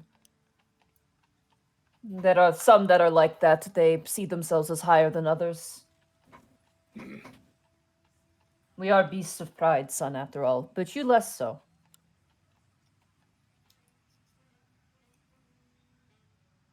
I will warn you, though, Zoran. Yes. When dealing with dragons, you must remember that they are more immune to the legal system than humans and other races. They do not exactly follow the standard laws. There is not even a precinct in the Dragon Ward. No, and their laws do not follow them either. So be careful when apprehending dragons, son. If we come across someone we suspect, what? We cannot necessarily just bring them in. I know that the ancients hold sway over all the dragons of their specific color. Is there someone within the Scale Ward that we can bring them to or discuss with this? No, you will have to bring them to your precinct, but you must know that they are going to put up much more of a resistance than your normal adversaries, which means you should probably meet them in kind. Don't kill them, but show them the same ferocity that you expect of them, my So son. be ready for a fight. Exactly, my son. Anyway, I have a court hearing in about 5 minutes, so I should probably let you go. How's your father, by the way? I haven't spoken to him for a little while. I have not heard back from him yet. I also contacted him, and I was hoping we could maybe get together for dinner sometime, all three of us. My treat. My schedule's quite busy. I'll have to call you back on that one. As for your father, you know how he is. He's very squirrely. But if you do speak to him, just let him know I'm thinking of him, of course. I will. And Mother, it is good to speak with you again. I love you. Yes, I love you too. Stay out of trouble. I don't want you in this courthouse. She hangs up. Hey, Arkov. Yes. That was fucking solid role playing. You're fucking awesome. Thank you. Yeah, that's fun. I always have this thing that It probably translates to kill a bit there, but whenever I'm contacting my mother over something, I always feel like I'm in the world's biggest trouble, and I always start tearing up. So that kind of went over to kill too. No, you channeled that, and I heard it in your voice, and that was really freaking well done. Like that was amazing. If you ever had any worries about doing this, you're fucking rock solid. Bryant, when you wake up, goody. there's another smell in your apartment. I swear to God, if it smells like the fucking fabric softener, somebody's doing laundry. That fucking Charmin bear is somewhere. The Charmin bear is trying to kill me. As you wake up, you smell coffee. The hell? And as you roll over and you wake up and you go to the kitchen, there is a cup of coffee on the counter. What? You have a roommate? This is terrifying. I am immediately pouring out the coffee and I'm checking the coffee maker. He has a ghost in his apartment being nice and doing his laundry. Is and it on? making That would coffee. be amazing. As you look at the coffee maker, it's been running. Can I turn it off? Yeah, you turn it off. How long has it been? Does it have like a timer on it that says how like when it was turned on? It hasn't been running for very long, just enough to make a cup of coffee. What the literal fuck? Is there magic? Can I Arcana check?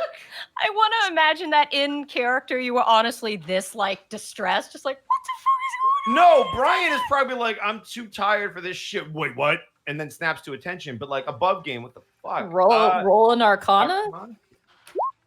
Natural one.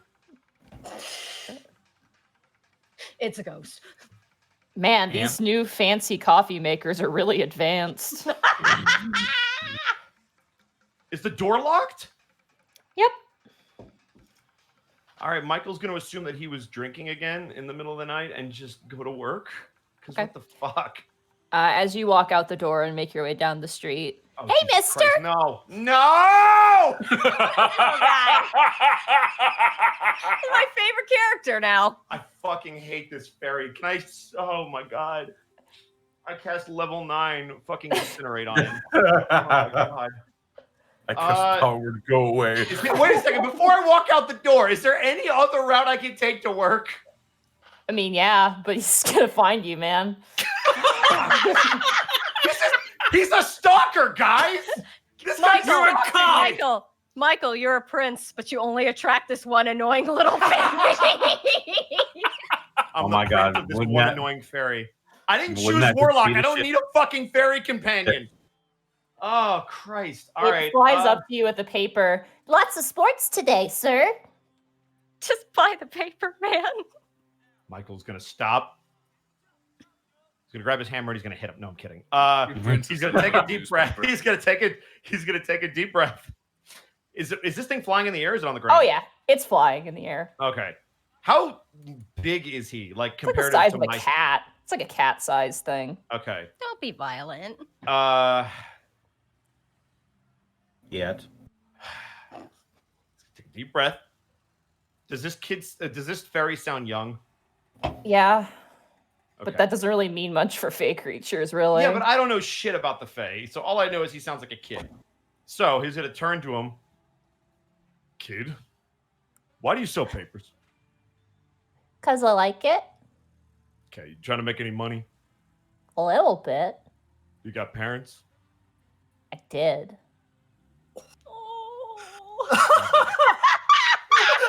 It is too early in the morning. Oh my god!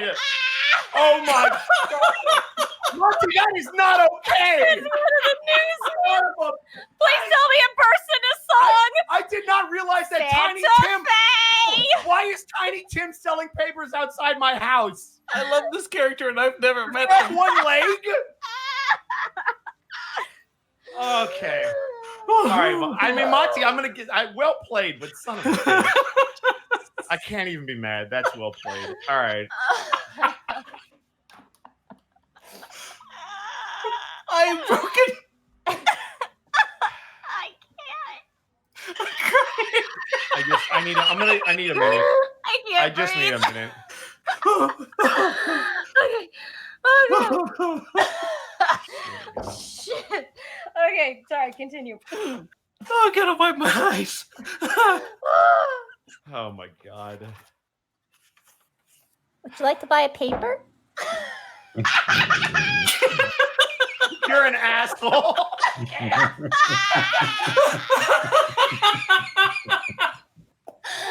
Oh, it hurts. Stop. You ever just get put in your place so bad that all you can do is sit there with the "you ain't got shit to say" phase? Because that's.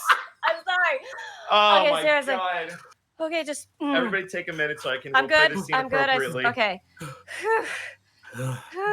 Okay. Continue story. Michael's going to take out a gold piece. He's going to flick it to the fairy. He's going to shake his head, and he's going to walk away. But your papers, sir. Just going to keep walking. Okay, you keep walking, and eventually you turn the corner and out of sight and make your way back to the precinct. Oh God. Tanis, as you wake up, you have a text message as well as Lucy's from that orc you met at the sports shop. Oh, Sports shop. right. Forgot about that.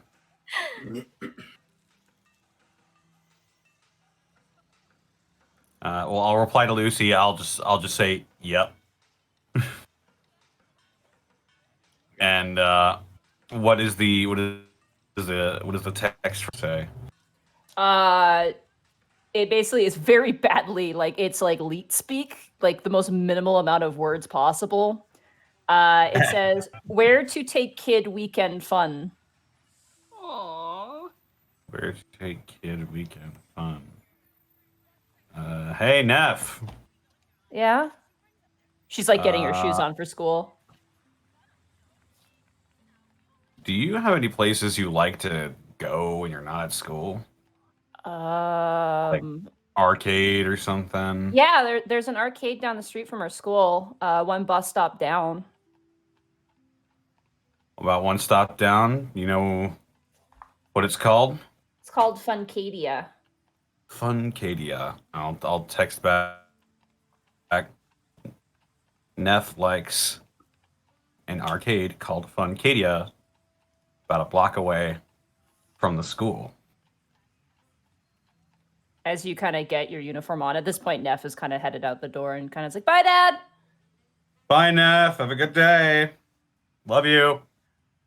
She just leaves. Damn it. There's a text message back. He throws his teacup in the air and then catches it before it lands on the ground. There's a text message back from that same orc, which is just TY. Huh. Okay. Is this a friend? Did I make a friend? Huh. All right, well, he'll leave then. All right, Gibby. Your phone begins to go off. Is that my alarm? No, it is your dial, like your phone alarm, not alarm. The phone ring, the ringing tone. There we go. Brain. Sorry. Woo! Hello. Gibby, hi. It's your mom. Oh, hi, Mom. How you doing? Listen, I have a meeting at the school in a little bit. You called about stuff? Yeah. Not really sure how to put this. Mom, I gotta ask you straight. Did you ever have me tested for Prince syndrome? What? And I have no idea what that is, honey. You're gonna have to make some sense, please. Oh. You never had me tested for any kind of how do I put this? Metaphysical type anomalies? Well, I mean, every human has some connection to magic, but I mean, just like your brother and sister, and until recently with the copier incident, which, by the way, I hope that's been fully paid off. Yeah, no, I took care of it. It's all good. Oh, good. don't suppose Dad might know anything about what I'm saying. I'm afraid your dad went back to the office. I guess they have some new brand of toothpaste to advertise, but I could ask him, I suppose. Yeah, if you wouldn't mind, that'd be great. I gotta head to work myself, so thanks, Mom. I won't keep you anymore. Out of my own curiosity, honey, is this thing you mentioned, is it curable? You know, I'm looking into that like I always am, and I'm sure you'll be the first I tell. I'll do my Okay. best on that, Mom. Oh, I gotta go. Take care, Gibby. Bye. She hangs up. Yeah, I hang up and I just sort of check my other. You said I had another text message, or is that it? Yeah, from Lucy, the same one that everybody else got. I text her back. Yeah, you have no idea. I get ready for work and I head out. All right, you guys make your way back to the precinct, back to your guys' Prince division. As you guys all enter, your guys' captain is currently sitting at the desk, thumbing through a lot of paperwork. And Lucy is there typing on a computer. Notably, the stacks of paperwork you guys are usually responsible for are actually absent for once. There's nothing there. Morning. Hey, it's kind of clean in here, actually. Well, you guys, I guess, started a case, so we've been pretty busy, actually. Oh, that's great. The captain in too today? She looks over. You see the captain currently drinking out of a cup of hot, like coffee, and he just kind of like gives you like a little bit of a glance and looks back down to his paperwork and flips through it. Notably, he is flipping through the criminal files of every single one of the dragons on your guys' case at the moment. Morning, sir. Morning, Officer Gibby. The rest of you guys enter in tow as well. So, I think the first order of business is we need to talk to some of the people that Taryn knows. I think one of the big ones that we need to worry about is, oh gosh, what was it? It was the green dragon she was talking to. Was it Breeze Rock? No, that was the black one. Bridgewell, right? Ridgewells, yeah. Ridgewell. Sorry. Do we want to work our way out, like start with the stuff that we can take care of in the police station proper, and then sort of go from there? Like we need to talk to the tech division, right? The tech division called in earlier this morning. They said they're trying to get through the laptop right now. Unfortunately, bad news is that phone number provided, they're not able to find a GPS on it yet. They're going to see if they can find a device linked to it and find another way around to find it. And currently, to my knowledge, what's the little boys?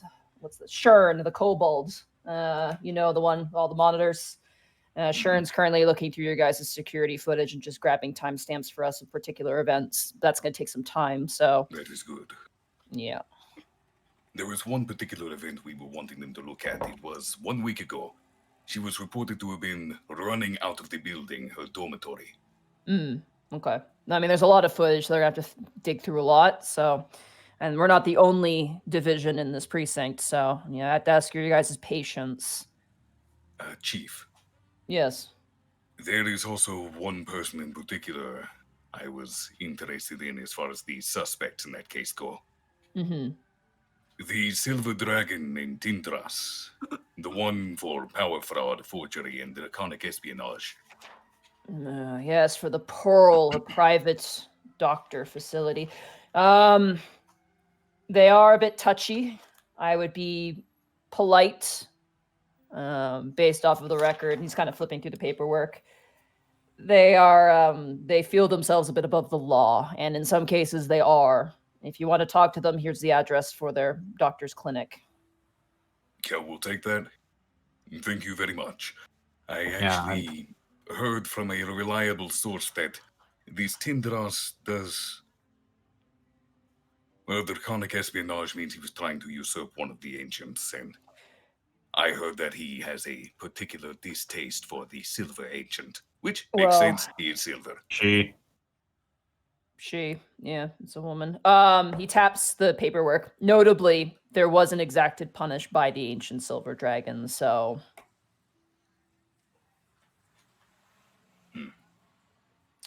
if they're smart, they learn their lesson. That's all I can say. All right, Unlikely so. It any other? would have wounded their pride more than anything. So you want the address for Tindris? We'll take the clinic first. Okay. I'll give you the pearl.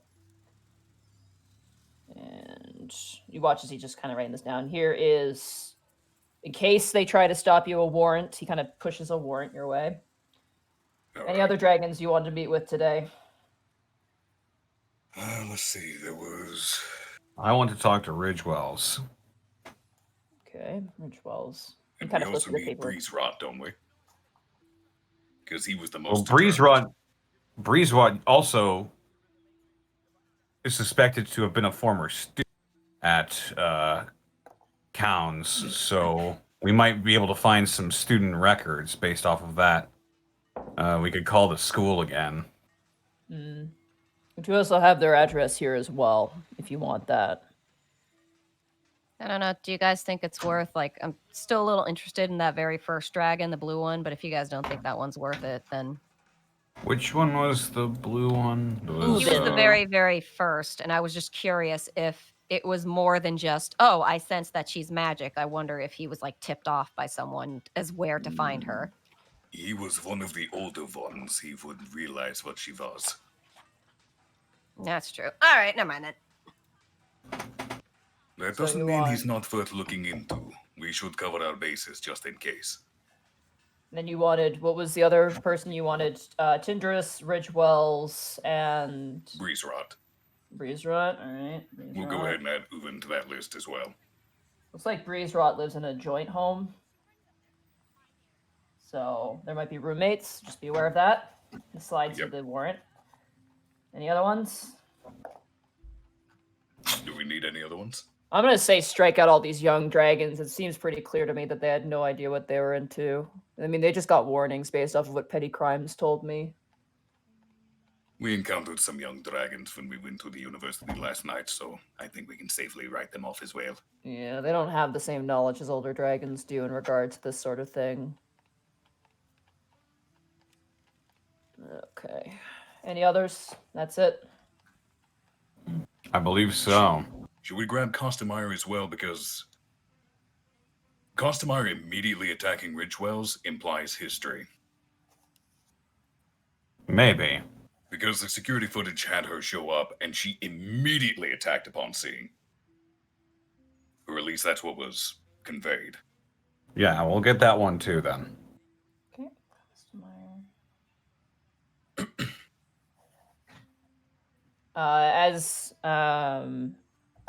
As your captain is kind of digging through, goes, I'm not saying a home address, but they do own a club, so I will send you there.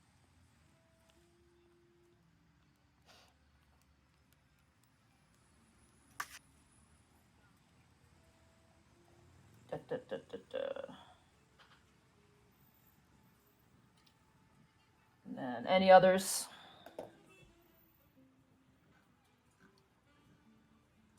Let's see. We've written Four off all seems the like a others. decent number, but I mean, Yeah. Do we want to get in touch with the doctor who, Dr.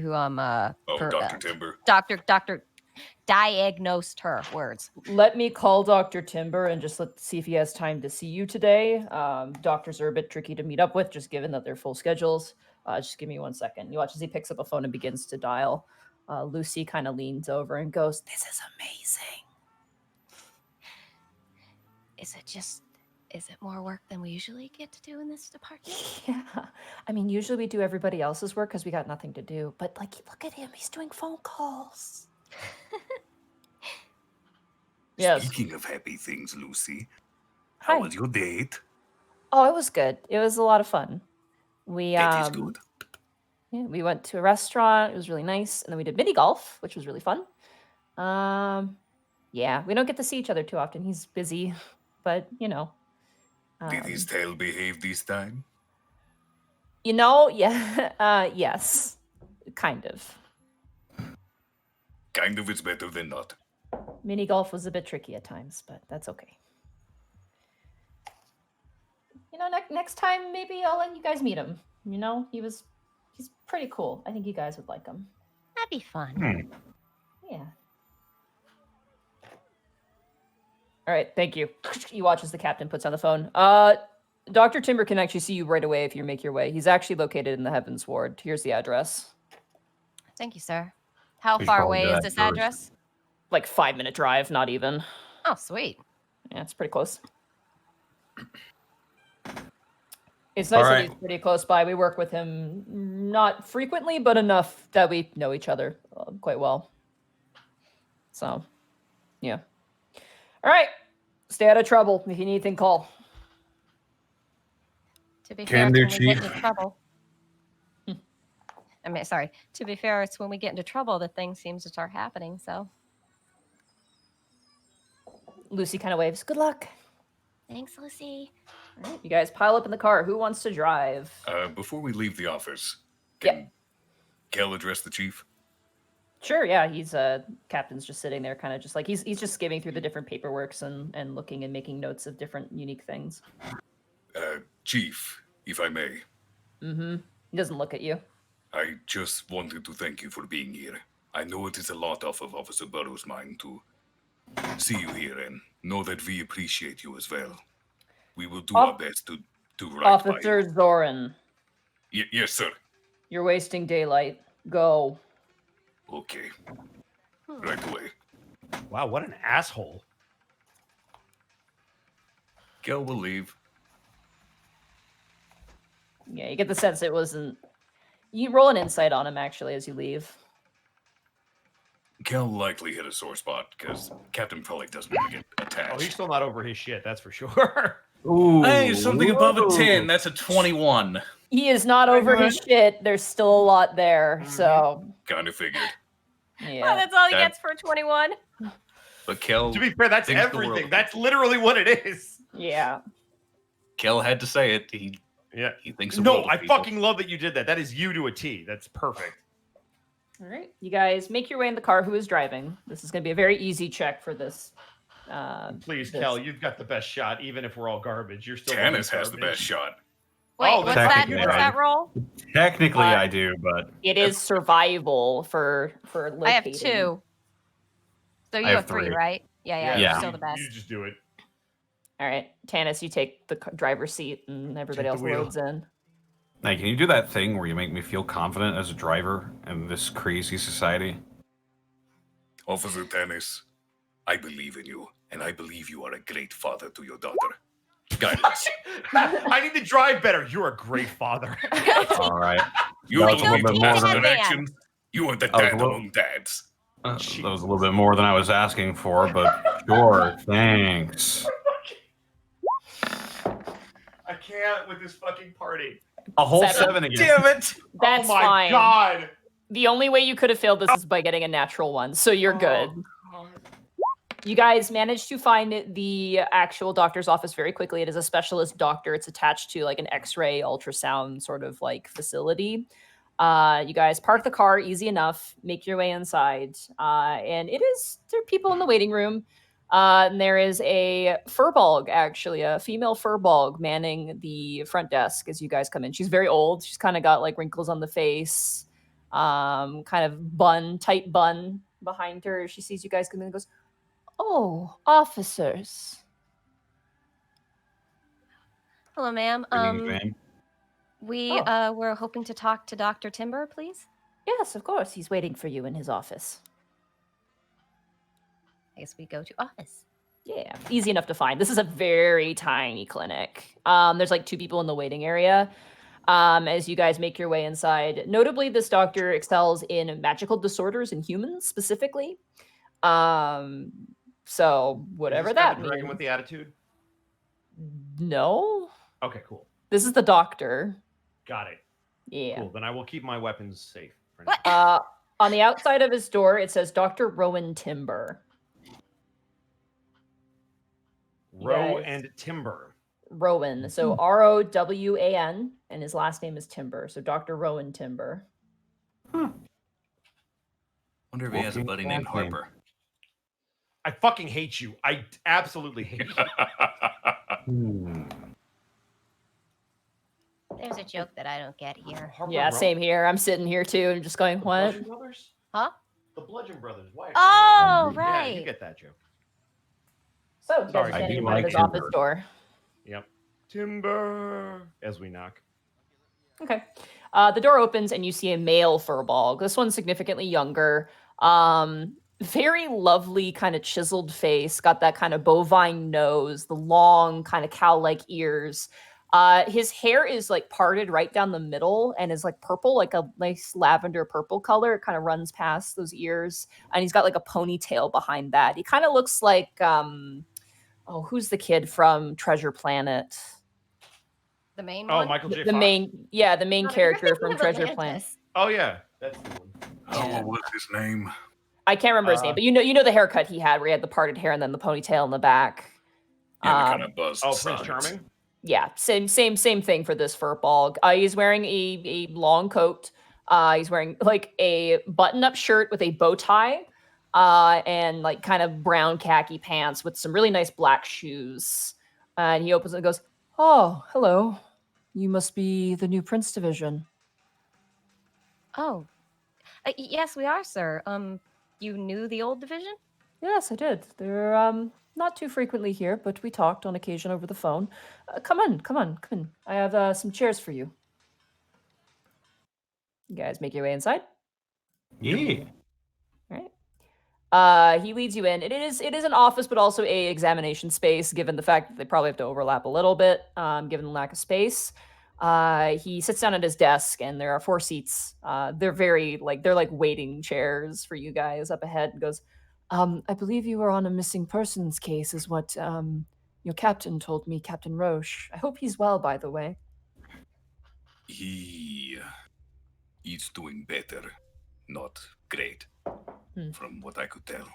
Better is better than worse in That my is true. area of study. I believe he kind of begins to flip through a file. You are looking at Miss Taryn Sivim's condition. That's correct, sir. It appears that she's been missing for about a week or so, and nobody's been able to find her. And we wondered if you could tell us a little bit about, well, what you can. I understand doctor confidentiality in that. Well, but this is fully released, and she has consented to this, meaning that in the case of her disappearance, we are willing to do whatever necessary to find where she's gone. That's part of being part of the registry. That being said, of course, I'm not going to go into anything too personal. Yes, Miss Taryn saw me about 2 months ago, in regards to a diagnosis at her school, actually. They were doing some practice on diagnosing specific magical disorders in humans. And as such, I guess they came to the discovery that she had a dormant princess affliction. And from there, she met with me. Professor Magnol and I are old friends, so I was willing to take her in as soon as possible. About 2 weeks after that, she says that dragons started to appear quite frequently around her. And she saw me about a week after those occurrences began. So about a month ago, I was able to fully diagnose her with a flux and with basically a draconic pull, a particular strain of princess that can occur. beyond the draconic pull, was there any other powers or abilities she was displaying? Not really. No aura fold, no surge, and it seems specifically her pull is more key to dragons. Notably, before her flux, she didn't really attract that many things that weren't dragons. Usually, we use various different scanners to determine what sort of thing would be more allured. And you watch as he kind of like opens a drawer and shows what looks like, almost they look like stun guns. That's what they almost look like, but they are, white. And they have various different like meters on them. And the ends actually have like a needle pointing out at the end. And he kind of just like shows them. We usually try each one of these just to see which one reacts the most. Usually a person with just a general, we say normal, but a general diagnosis of prince or princess tend to equally have equal reactions amongst the three. She had more or less lower reactions, but her Draconic poll had the highest. It's probably the highest I've seen in a very long time. You mentioned that this sort of condition can lay dormant. Is that normal? Oh yes, very normal for humans. I mean, it can lay dormant for 50 years at a time. What Generally, normally sets that kind of thing off to flux? it can be anywhere between just maturity. We tend to find a lot of princes and princesses. Their flux tends to happen around puberty. Not always. It's a bit of a strange mystery. There are theories about it relating to genetics, but there's no proof to that. And honestly, I think that theory is a bit null and void. It could also relate to how many mythical creatures maybe ancestors had interacted with in ancient times. It's a bit of a mystery. Honestly, I don't really have much of an answer. It's kind of random. Beyond the initial diagnosis, did you have many follow-up sessions with her, or any kind of way of putting some kind of support in place for her, or anything like that?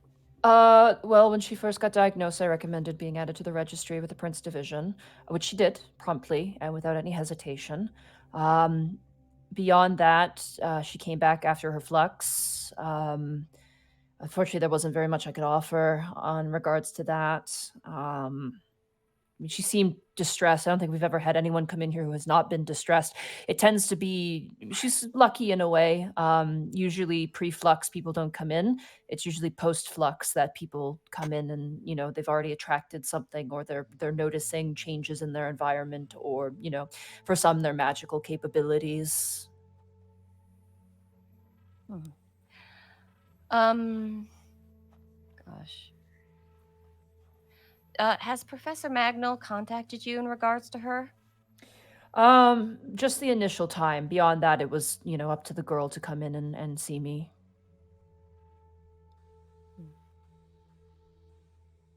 I'm blanking. What do you think, guys? I think we've asked everything relevant, because she apparently didn't come here when she was supposedly feeling ill, but that could have just been a lie to the teacher, because she I don't was know not if in a you good would. headspace. I don't know if you would know this, but when creatures that can draw power from princes are around princes, what is that interaction like? Well, it depends on the creature specifically. It's dependent. In Miss Sivam's case specifically, generally, someone like her, you see, he kind of gets a little uncomfortable with the question himself. Generally, in most situations, mythical creatures that detect prince or princess, they want to be in proximity of the carrier, particularly for extended periods of time. When it's broken up, it tends to be less effective. It depends on the mythical creature. For dragons, they tend to want to add, for lack of a better word, princes or princesses to their hoard or their pile. Hey, Monty. Yeah. When he kind of does that cringe, Brian is going to tap Kel on the shoulder and kind of point it out as if to say, what does that mean? And I'm going to give him aid on an insight check into the doctor. Okay. All right.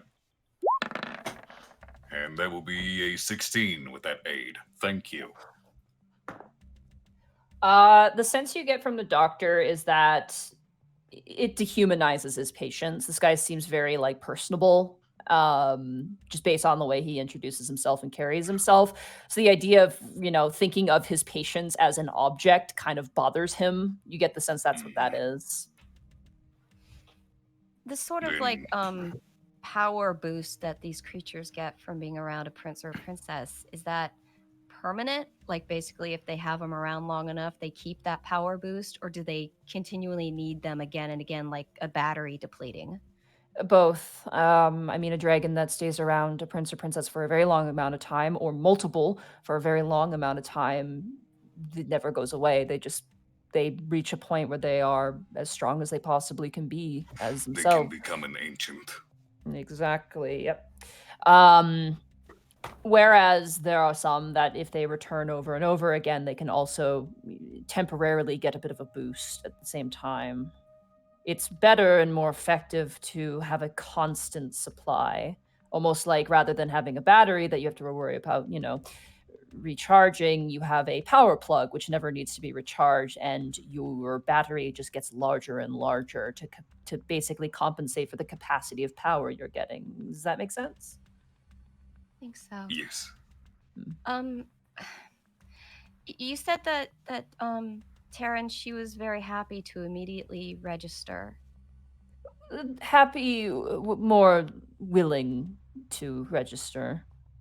Is there a reason why someone would not decide to register? People are private. It is they have to consent to it. It's a condition that is specifically for humans, and humans have a lot of freedom to them. They don't often want to be tied down to process and other such factors. It's a personal thing. I don't really have much of an explanation for it, but I mean, some people just don't know. Other people don't want other people to know. That sort of thing. See, I guess we got enough. Gil will actually look over to Officer Gibby and... Officer Gibby, while we're here, would you want to... kind of motions towards the doctor. No, not yet. Understood. Roll a deception check, you two. Oh, son of a bitch. No, just me and him. I don't think you need to do it. Just Kel and Gibby, because the doctor is that's an insight. That's a 0. 15! Woo! Okay. He kind of tilts his head, but then just kind of ignores it.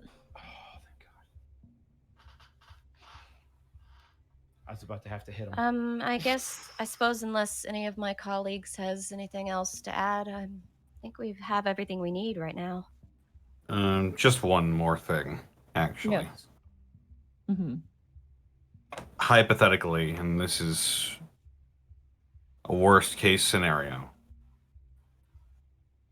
would these creatures have anything to stand to gain from killing a prince? Dragons, no. They want to keep them alive. Are there other creatures that wouldn't? There are some. Usually vampires tend to want to drink the blood of princes. Other creatures of the night, werewolves. What else? Oh, I mean, even normal people at times. I'm sure you've heard about the blood trade. Human blood in particular being of significant value. Non-magical blood in particular being the most valuable. Yes. Prince and princess blood is kind of the opposite end, where it is so magically concentrated that it's worth money in illegal trade, specifically in the necromancy ward, or the lich ward. So, at times, dragons, no, they tend to want to keep what they have alive. I mean, if you want a good example of that, the ancients, he kind of turns and looks towards you, Cal. I'm not sure if you know, given your heritage, but the ancients tend to keep princes and princesses in close proximity at all times. To keep their positions and thwart usurpers, yes. Mm-hmm. They're precious little treasures in their gilded cages. Yes. Some are nicer than others, but others are. It is not a fate I would wish upon anyone.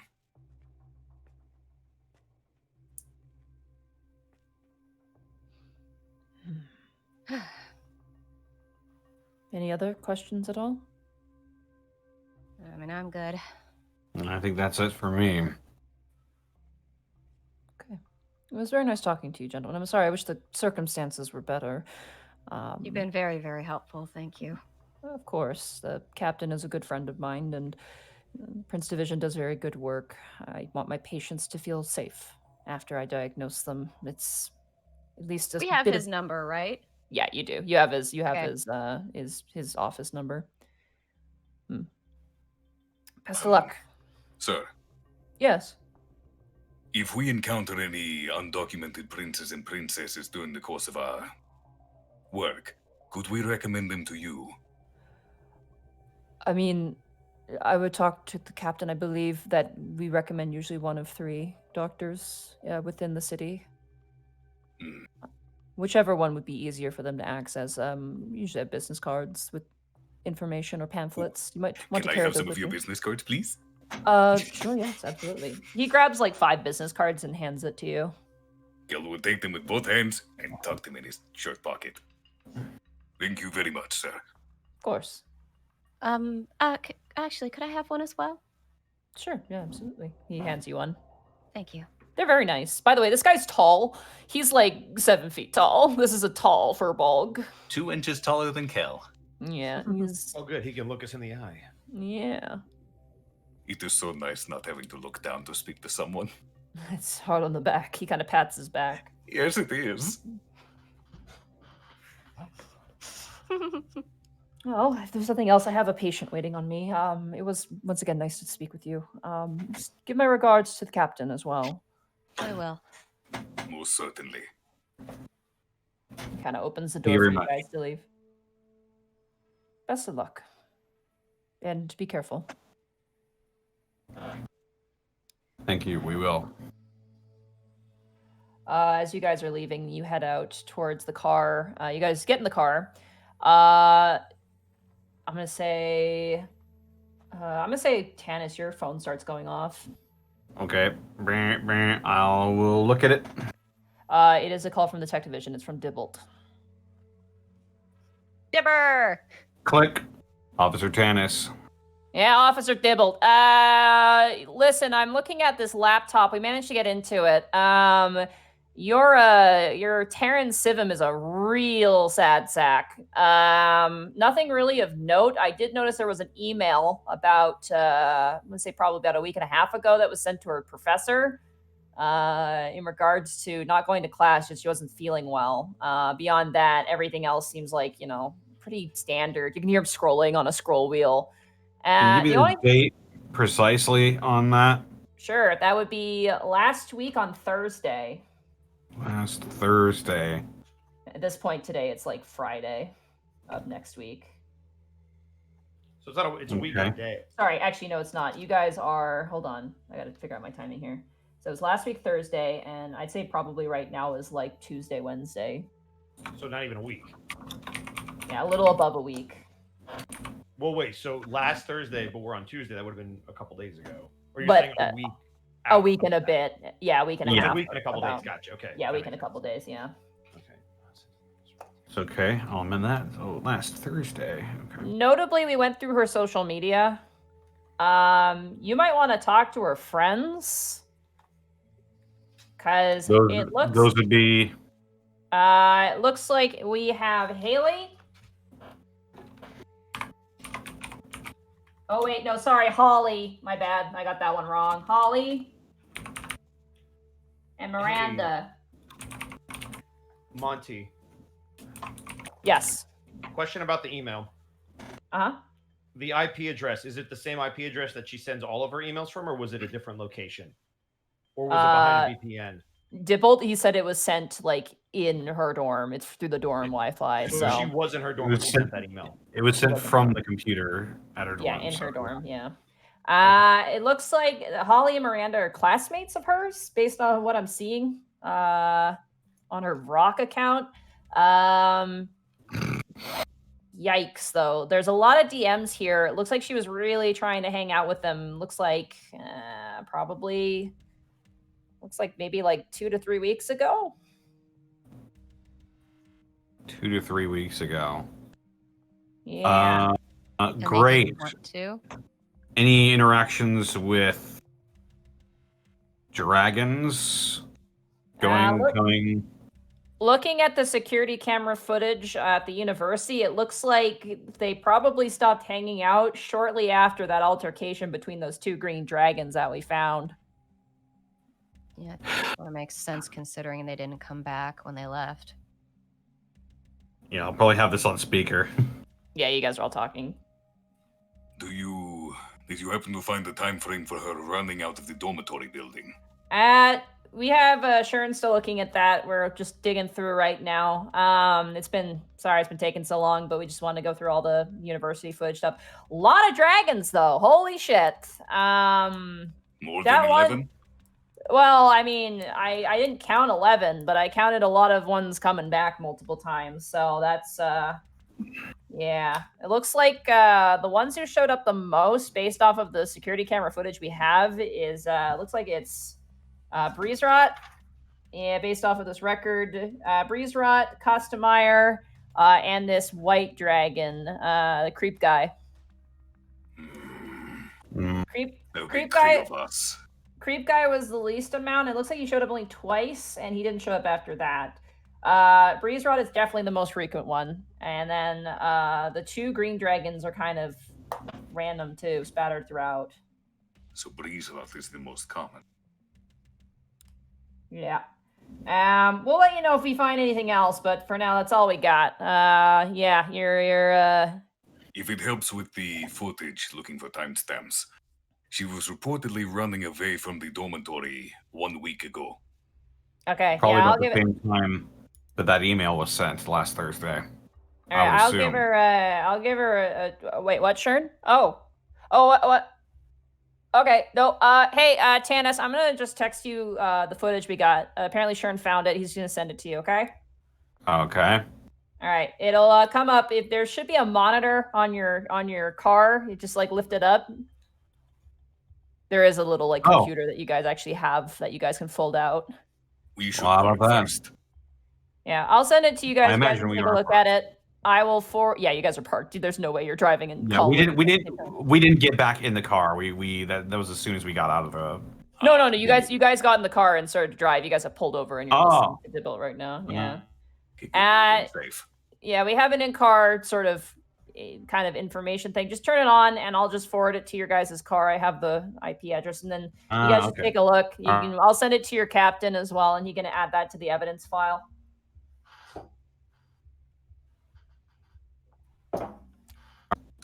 Are my goggles okay? Yes, they're fine. We haven't let Michael touch them. Thank you. All right, best of luck, officers. All right. Well, I'll hook up the phone to the monitor and. You guys get a file, and as you play it, you do see at 1 a.m. exactly a week ago. So a few days after she sent her email, you see Taryn with a jacket on and her bag on her side and a cell phone in her hand, rushing through the main area and leaving the dorm. And by the time she leaves, you watch as one of the desk workers, one you don't notice, it's like one of the, the interns kind of just turns and sees her go and just kind of looks back to the computer, not really thinking anything about it. But she leaves, and she's leaving very, very quickly. The graphical fidelity on this, can I get facial features? Does she look distraught? Roll a perception check. Oh, good luck. Let's see. Guidance. Thank you. Yep. Perception. 14 plus. Roll We'll go guidance. ahead and 15. All right. Okay. That's just what you need. It was a 15. Oh, God. Thank goodness for guidance. You kind of zoom in a little bit, and it's pixely. Enhance. I'll do the thing. I'll enhance with my eyes by taking off my shades and leaning in. Sure. She looks happy. He sort of like narrows his eyes incredulously, and he leans in. This could be me. Does she seem like she's smiling? said that certain dragons can be nicer than others to their horde. Maybe she got an offer and it's not so much a kidnapping as she wanted to go. Well, she also could have been misled. They've already And tended the us at the fact least she's to got like her cell subterfuge. phone, the fact that she's got her cell phone with her here, and now we can't reach it, is a pretty big indication, I think.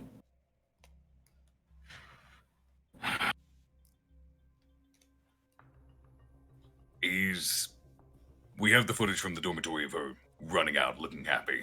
Does Yeah. any of the campus security cameras pick her up after that? Which direction she went? If she saw or met anyone? Just for the sake of ease, yes, it shows her leaving the campus completely. In which direction? How you guys entered, so like the front part of the campus she left, probably to get on a bus, you assume, or something. I imagine we won't get much more from this footage. Do the buses have cameras on them? Because I know in some countries they do. They sometimes also keep a registry of who rides the bus, such as frequent riders. You have no idea. That'll be something to ask when we get back. I'm trying. This is a long shot. I'm trying to remember that aura picker upper machine thingy that Aura we used checker. on the kid. Yeah, I forget. How long does the trace of that last? It's 1-to-1, so the moment the target leaves, it just doesn't work. Okay, never mind that. There's no residue. That doesn't work that way, unfortunately. Okay. So, we have a couple of new priorities here. We need to talk to Holly, Miranda, and Breezerot. I had a hunch we need to about go to the Ridgewell, Pearl. but it doesn't sound like much is coming from that. We do have The a Pearl. warrant to speak with the Pearl. Which one are we going to do first? Oh, what are we closest to? Wait, do we have the addresses of Holly and Miranda? No, you just have their names. You just know they're classmates, so the university. I imagine they're students, so Oh, if they're classmates, maybe Professor Magnol knows them. yeah, we could go in and just say, hey, there are some. Well, I could just call her. Yeah, we could. Yeah. Yeah, let me call Professor Magnol real quick. Okay. As you ring, you actually reach her answering machine. It's like, hi, you've contacted Professor Magnol. If I'm not answering at the moment, I'm probably teaching a class or my office hours are closed. Please call again once a couple hours have passed. If not, give me an email. And she provides her email. Thank you. Sorry, I can't catch you. I'll do the email, actually. That's probably a better route because that goes anywhere. Anybody with a phone can check their email. Just email her saying, hello, it's Detective Officer Gibby from the Prince Division. We were wondering, in terms of Taryn, if you happen to know two girls she seemed to hang out with, Holly and Miranda, and if there's a way we can get in touch with them, please. Thank you. Okay. Yeah, you send the email off on your phone, and obviously there's no response. Assumedly, based on her hours, she's probably teaching a class right now. As far as where we should go first, driving-wise, the Pearl is likely in the Dragon's Ward. Yeah, all of the addresses provided for each of the dragons is in the Dragon's Ward. I would say we should. The Pearl has actual hours. It is a business. The homes will be homes. We can hit them anytime. I would say hit the Pearl first. But after I'm the in Pearl, agreement with that. after the Pearl, I would recommend Breezerot. But I should warn all of you. When we speak to the dragons, be ready for a fight. There are some that view themselves as above others. Be they dragon or be they mortal human, it does not matter. If they meet us with ferocity, we must meet them in kind. Do not kill them, of course. Subdue. But do not back down from a fight if they present one. We do have one advantage. Oh, I'm pretty damn distracting to them. that is true.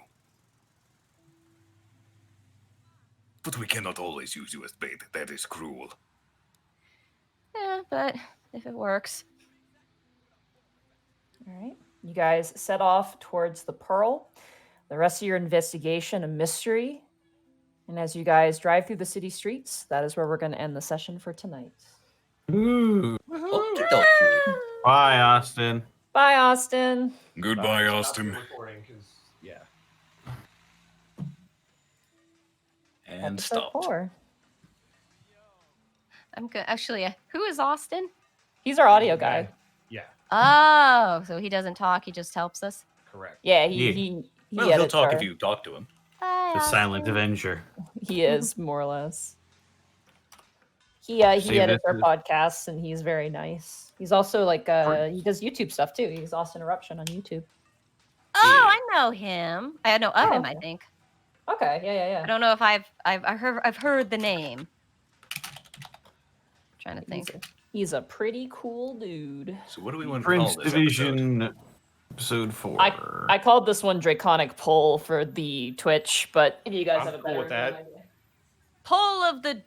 No, that's stupid. Should we call it Mother's Day?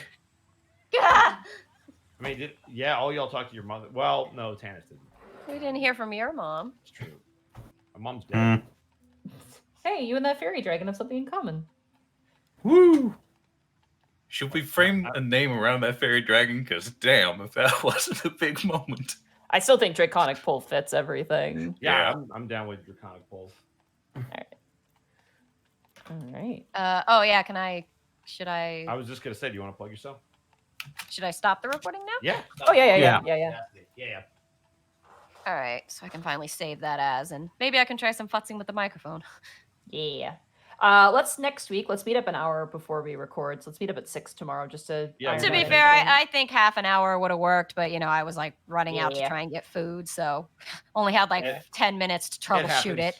happens. All right, Yeah, no. so let me call out some bits real quick. Well, actually, I'll do that at the end. So, Sarah, do your plug real quick. Oh, my Twitter? Yes. I am on Twitter at Sarah with an H and with an E Willia, which is supposed to be the end of my name Williams, but I didn't make it all the way. What about you, Arkov? You can find me on twitch.tv/Arkoff.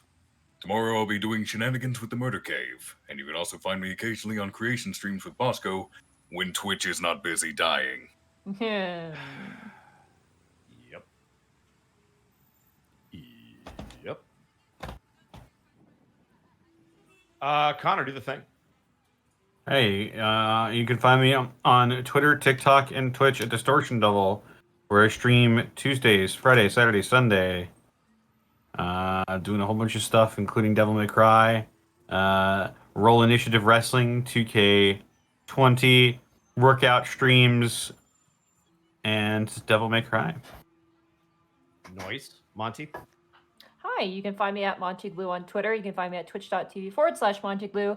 Tomorrow is going to be Pokemon XD Gale of Darkness. We're going to keep going, and we're now in the evil Pokemon factory, quite literally. Evil. Hey, Bosco, do the thing. Nope. Cool with the 5 bits. Mom is Helga. That is not fair to Monty. She has much more Russian voices than just Helga. It is unfair. You can find Bosco over at twitch.tv/Edward Bosco, or find him on Twitter on Edward Bosco VA or Ed Bosco VA, one or the other. See, this is why you should shield yourself, because I can't remember your stuff. I know. That's And if why you don't do it, we're going to do it in a really embarrassing way. I mean, that's why I Yes. appreciate Arkov doing it, because he can't remember anything. Dr. Calvin. Flashbangs on Fridays. Are you sure? Did you Shenanigans did on you remember Mondays. that? You should write it down. I don't know the specific time, but I know the relative date, because your work schedule's all over the place, so you never start at the same time. Exactly. So how can you plug what you don't know? I know it's on Friday. Got him! That doesn't change. Dr. Caliban with 100 bits. Mom Day, name of the episode. Cool with 100 bits. I don't know how to say your message, but I'm going to assume it's a different language. Bernal Vaughn with 100 bits. If this is a fairy dragon, I'm going to lose my shit. God, I hope not. Cool with another 100 bits. We've got Cheshire Joker with 200 bits. Tim Fay. Cool with another 100 bits. Poor paper boy. Jesus. Barbarous with 510. Buy his paper every damn day, Bosco. K in Time with 900 bits. Great session, guys. I have to head to work at a C9 alternative care center.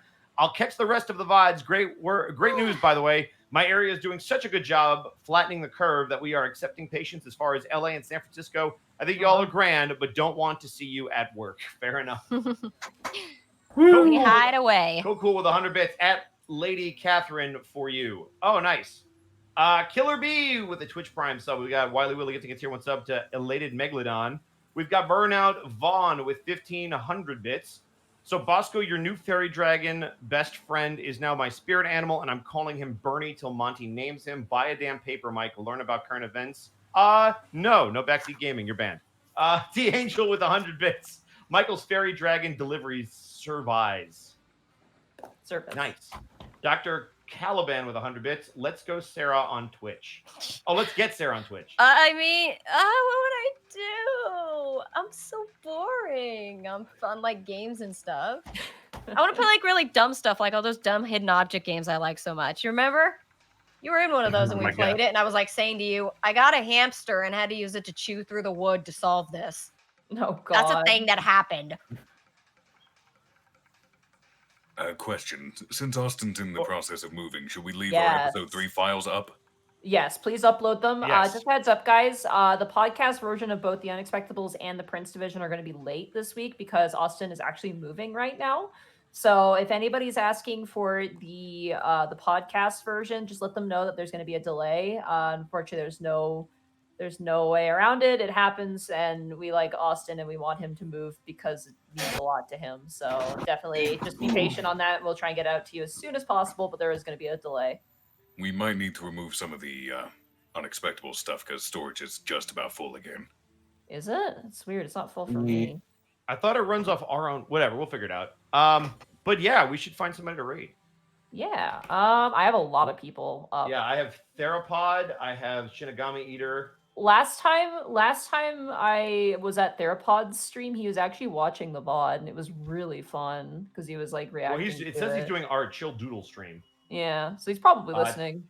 Probably. Tabby Cat's also doing Mass Effect with 21 people. I got Failmore, but he's playing one of the bad. I got my Resident bunny Evil. Jonah, who's actually the voice of Legacy in Beast, whatever. Beast Stars. Beast Stars. Yes. Okay. How many viewers does he have right now? He has a lot of viewers, so if you want to okay. viewers, I prefer going I with was like gonna say it's like why don't we Theropod seems good. like yeah, let's do Fry is Theropod. popping up for me, and he hardly needs the help though. Yeah, Jonah does not need the help. All right, let's raid because Octo's got like 1,000 people, and usually I would be like, He has 999 right now, which makes me. Let's do Theropod art because let's do Theropod. What will our raid message be? Watch the VOD. Yeah. Okay. Watch the VOD is the raid message. I'm just gonna make sure I got the right name. Theropod art. All right. Get out of here, you guys. Bye. Bye.